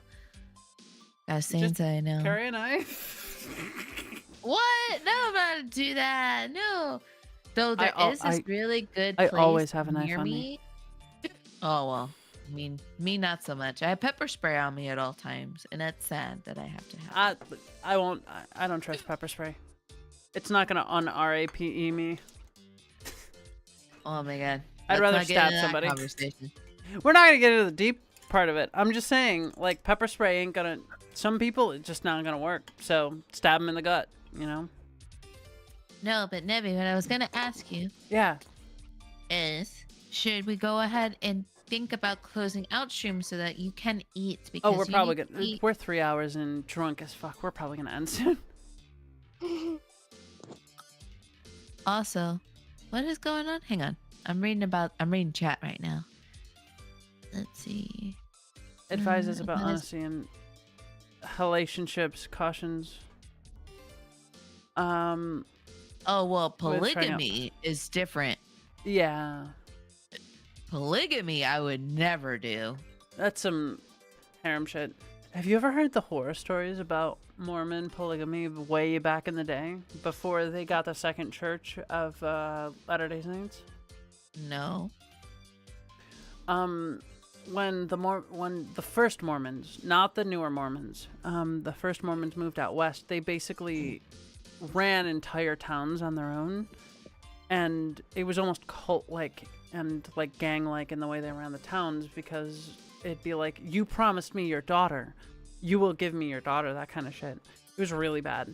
There are a lot of horror stories about that. It was way back when the Mormons first got introduced, and then the Church of Latter-day Saints came in and they were like, no, we're monogamous, and also we're super chill, and also like, yeah, I don't care if our religion doesn't make sense, we're chill, like it doesn't matter. But it was bad back then, really bad. The first, no, the second Sherlock Holmes book actually talks about the Mormons. It takes some inspiration from actual real life stories. It's very cool. Wait, my little Swedish boo, he's sick. Frekta. Oh no. Oh yeah, he's been sick this whole stream. That's why he's not drinking alcohol. He's drinking lemon honey tea. Oh. And water. Drink water too. Drink Lots plenty of of water, water. please. Yes, must Thank you, hydrate. you little gremlin, you. But I think I'm definitely gonna probably order food now, because now Order. Yeah, same. I'm too wiggly to cook, if that makes sense. Wiggly Jelly sounds so much fun. I just I feel good, and I do don't too, feel yeah. drunk, but I'm definitely I'm drunk. Sobering up though. not My me. teeth aren't tingly anymore. I could use a little bit more alcohol, but I don't want to drink anymore. No, I'm good right now. I think 3 ounces is the max for me. All We're right. good. Yeah, I think this is a good stopping point. A lot of the times I go 6 hours, but we're drunk. Girls' night, I think, is over. Thank you, Ao, for dropping by. It was a pleasure to have you. I know you didn't get to chat very much, but I hope you had fun. Yes, I had a lot of fun. it was a pleasure meeting you. You're so It was sweet. really nice meeting you. I like to sit and calm and just listen to people talk. This is great. Beyond that, chat, I hope you had a good time and you learned a lot. Stay safe and take care of yourself, and please subscribe. I see 19 people there. And I know not all of you have subscribed, you fuckers. Yes, please subscribe. Please, That no, way no, you for can real. be notified when Nevi Yeah. is doing her thing and when she has her guests. There will be more Girls' Night streams coming. Makoshi and Ao, probably. I mean, Ao had fun tonight, so you'll probably show up another time. Yeah. But there will be more Girls' Night streams. I want to do this semi-regularly, like every other week or so. More alcohol, and more commissions. I do a lot of voice line commissions, so if you want a voice line on an ASMR stream, just let me know. Sub, like, and goodbye. My boobs hurt. I'm gonna leave now. Take care. Bye, everyone. Love you. Okay, bye. Subscribe. Say bye, Al. Say bye. Okay, bye. Bye, everyone. Ah. Bye. Bye. Bye.